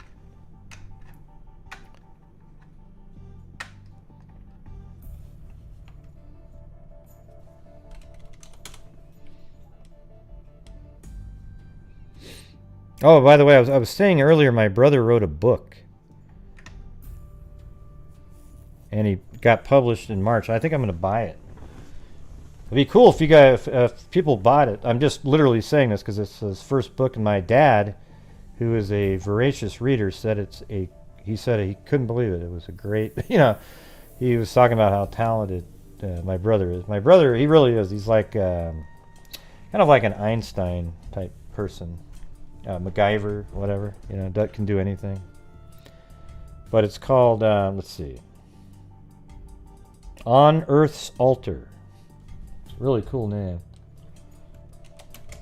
And it's written, it has a pseudonym on it by G.F. Bernstein. Let's see, G.F. Bernstein. Okay, it's right here. Right there. And I guess it's really, everyone says it's well done, so we'll have to check it out. I'm going to get it. And then what we should do is I'm going to read it, and if anybody else wants to read it, then people can call in and like we could actually have him on the show and discuss it. It seems like there might be some related to some, like a Scott virus. Let me read the I'll read the like you can actually see his face right way down here. But the discovery of a prehistoric body sets in motion a cataclysmic chain of events long prophesied prophesied by mystics. Still grieving his mother's death, Seattle bachelor Peter Barshman receives a cryptic message from his estranged father. As he ponders its meaning, he is approached by Nakama Davila, a young Israeli archaeologist who believes Peter and his father harbor information about a stolen artifact of immense importance. But she's not the only one zeroing in on Peter.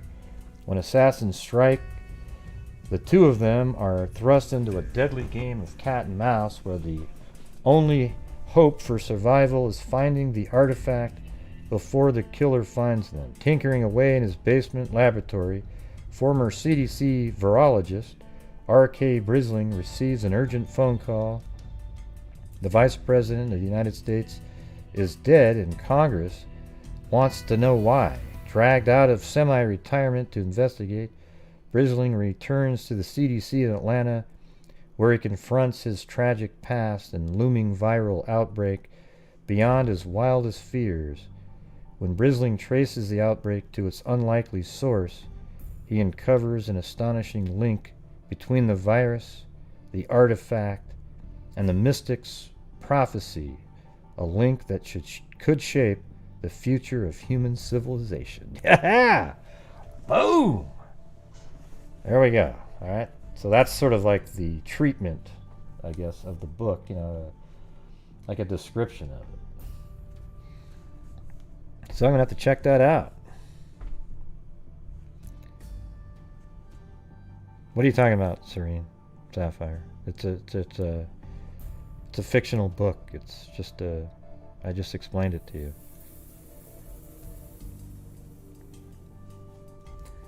The Ark of the... Huh? Man, it's just a book, everybody. It's a book. Okay, it's a fictional book.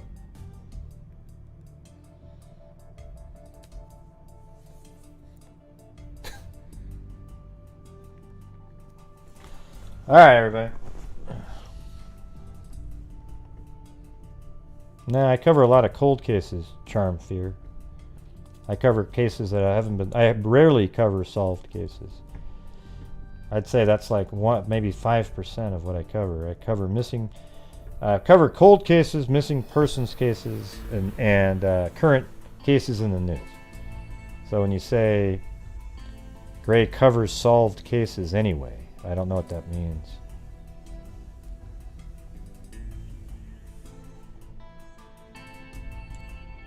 Okay, so what? We're not talking about that case.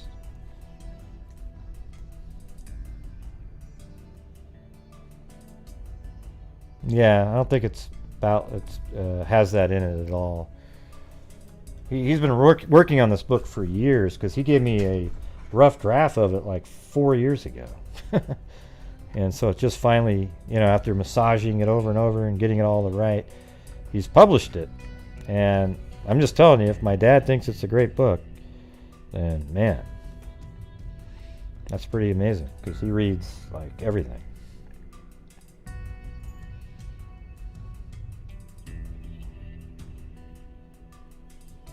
Yeah, very cool. He's one of those genius people. You know, my dad thinks he should have gone into research in the medical world, but because he could have figured stuff out. He has a good... I mean, you guys saw him when he was on the show. He can explain things that are complex easily to people. Yeah, that's what they were saying. My dad was thinking it would make a great movie. So who knows, man?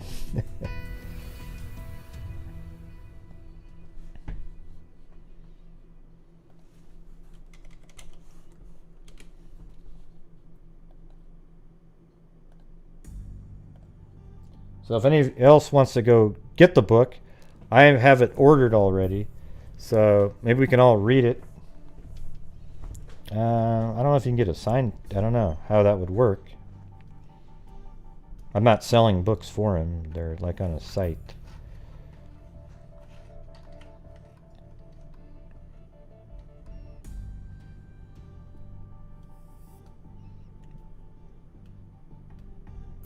Well, Kanika Jenkins was solved right away, but people made it into a mystery.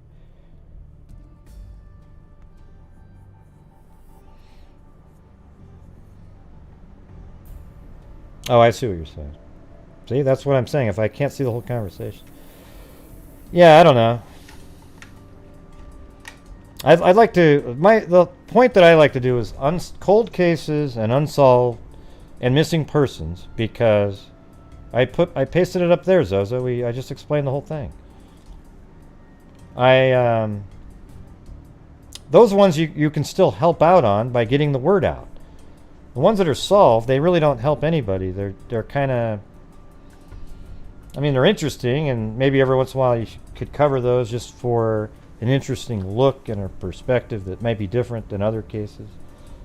But at the same time, you know, how does that help the ones that are not solved?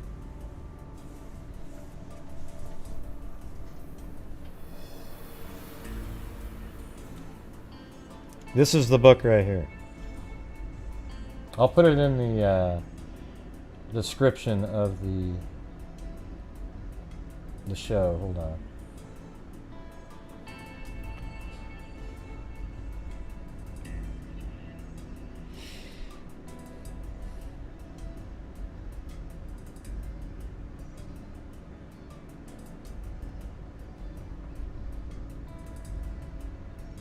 All right, a second.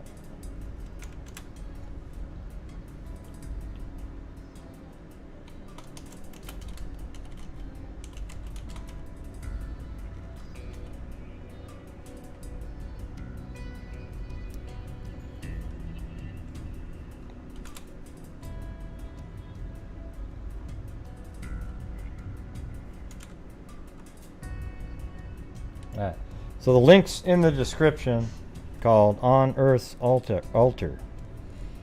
Right? And then it's not a long book, I guess. It's like 250 pages, so you know, maybe we could all read it, and you know, maybe have him on and he can talk about it. It's pretty cool.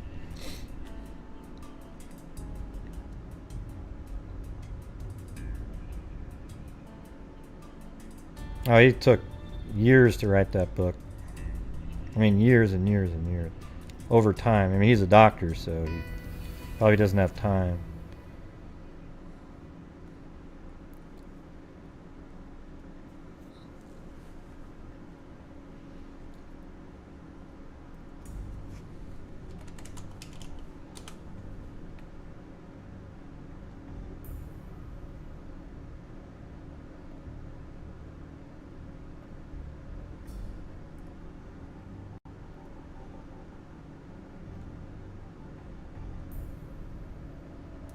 Okay.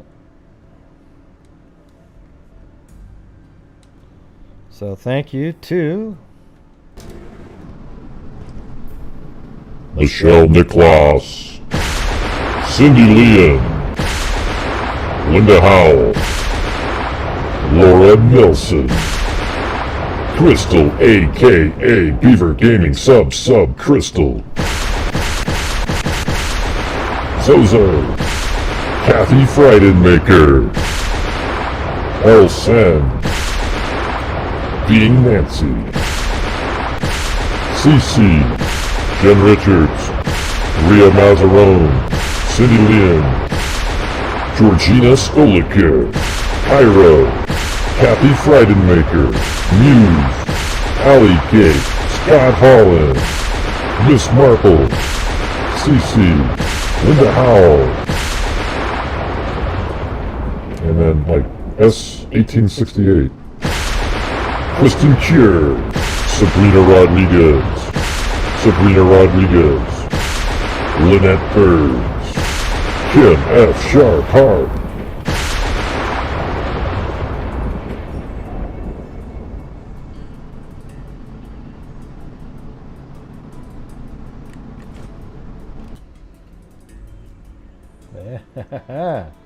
boom. Thank you for entering the hostile zone.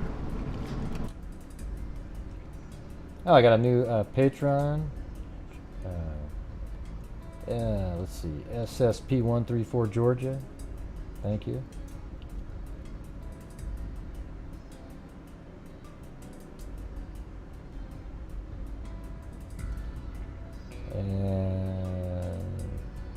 And then also Charleston Amy on PayPal. Thank you guys. All right, well, thank you guys very much, and we'll see you guys tomorrow doing another show. I'm not sure what on. Now everybody's starting to cover those other cases, so that's usually time for me to bail. You know, I'll probably still look at the. I don't know. I'll give you guys updates and so forth, like the Summer case and the Murdaugh case. Well, that's because there was 500 people before V always. Yeah, but we'll be coming back on next Sunday, so come up with some questions, and we'll have you on and do the talk show. All right, so that is it, everybody. Thank you guys very much for coming on the show tonight. You know, this is the hostile zone, okay? Make sure that you're okay with that. If you think that it's okay to come in and be a troll and not have something said, then you're probably in the wrong place, okay? I don't just just go, oh yeah, it's cool. Especially when they put out stuff that's erroneous and false. So it's kind of like, it's not gonna happen. Might goof around for a minute or two, and then they'll be deleted, and then we'll move on to something else. So thank you guys very much. We'll see you guys tomorrow. And as I always say, until next time, be safe out there. And a 2 and a 3 and a 4. Yeah, I've been doing this true crime thing for quite a while now. And during this whole time, I have not seen one person that is a crime dissector, flag rejector. I'm a certified human lie detector. Gonna get ya on a stretcher if you try and play me like an old projector. Crime sector is my nectar. Professor Greg is gonna give another lecture. Crime collector, freak connector, and I'm always gonna be a pup protector. Fool deflector, interceptor, and I'm meaner than a spectre with a vector on his spectre. With all respect, y'all, just remember I've a temple fucking check ya. I have no agenda, I'm no pretender, and I'll serve it to you straight without the blender. And in the end, I'm gonna send ya on a mission to reveal the true offender. Yeah, so I'll just get right back to work. All right, everybody?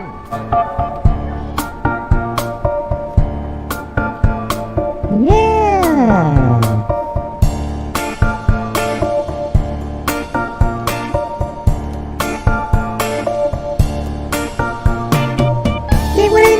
I sprinkle troll on my food, but I don't eat it. I chew it up and spit it out and repeat it.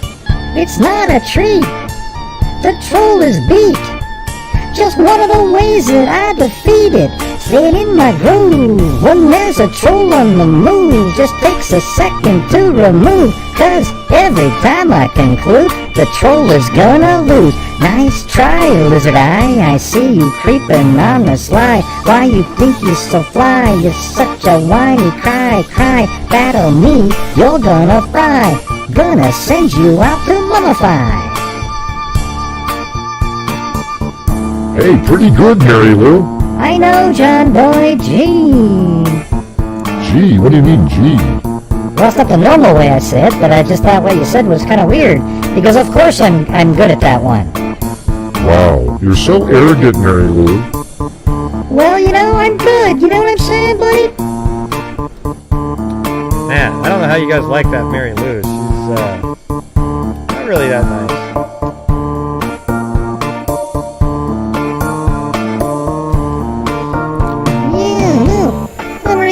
Listen, like the backwoods brand new invention, something. Got the holding me tightly, flows like a harpoon, alien nightly. Whatever stop y'all, I don't know. Turn off the lights, and I'll glow to the extreme. I like the mic like a vandal, light up the stage, I'm about to jump like a candle dance. Well, speakers up, boom, killing your brain like a poisonous mushroom, deadly. Wanna play a dope melody, anything less than the best of the family.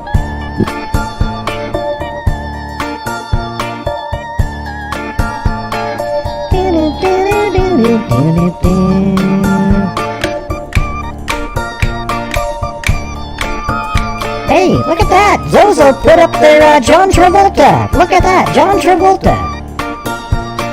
No, I think that's Denny Terrio. No, it's John Travolta. Look, he's got the way he's standing there. Well, Denny Terrio did that too, remember? Oh my god, who cares if it's Denny Terrio or John Travolta?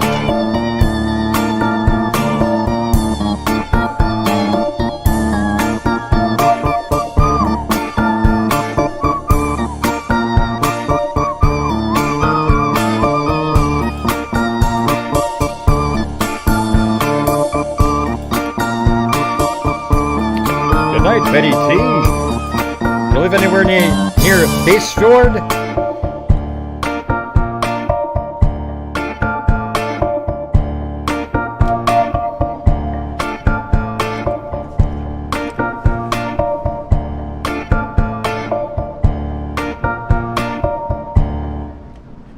Hello? Hey, Mary Lou. Hey, wait a minute, I do that. I know, but I wanted to do it. Gosh, Jumbo, you took my spot. Gee. Aw, too bad, you baby.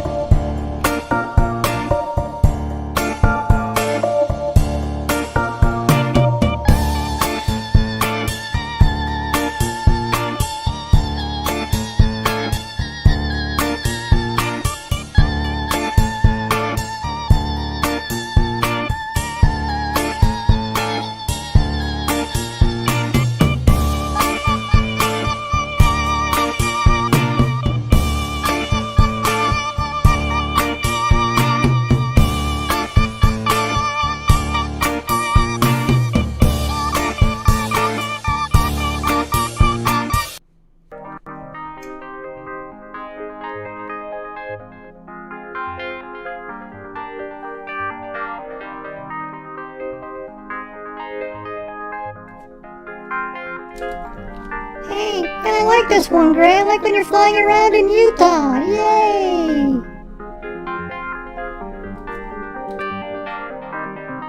Yeah, thanks for letting us know.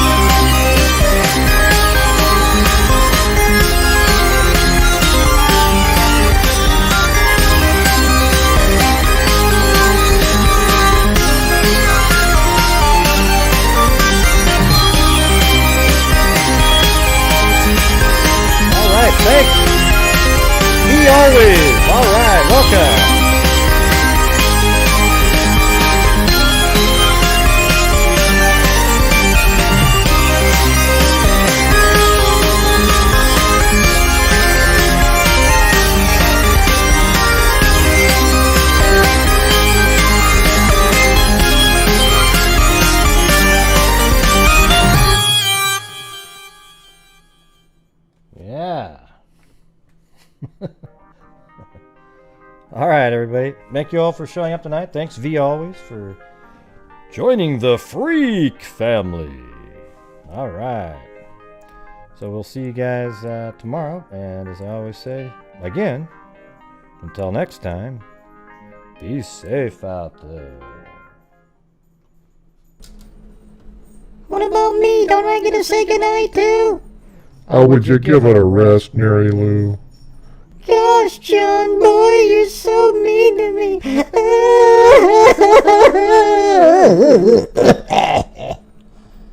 Oh my God, Mary Lou. Did you smoke that pack of Marlboros today? Well, we got a couple, Gribbage. Yay! Oh man, I tell you what.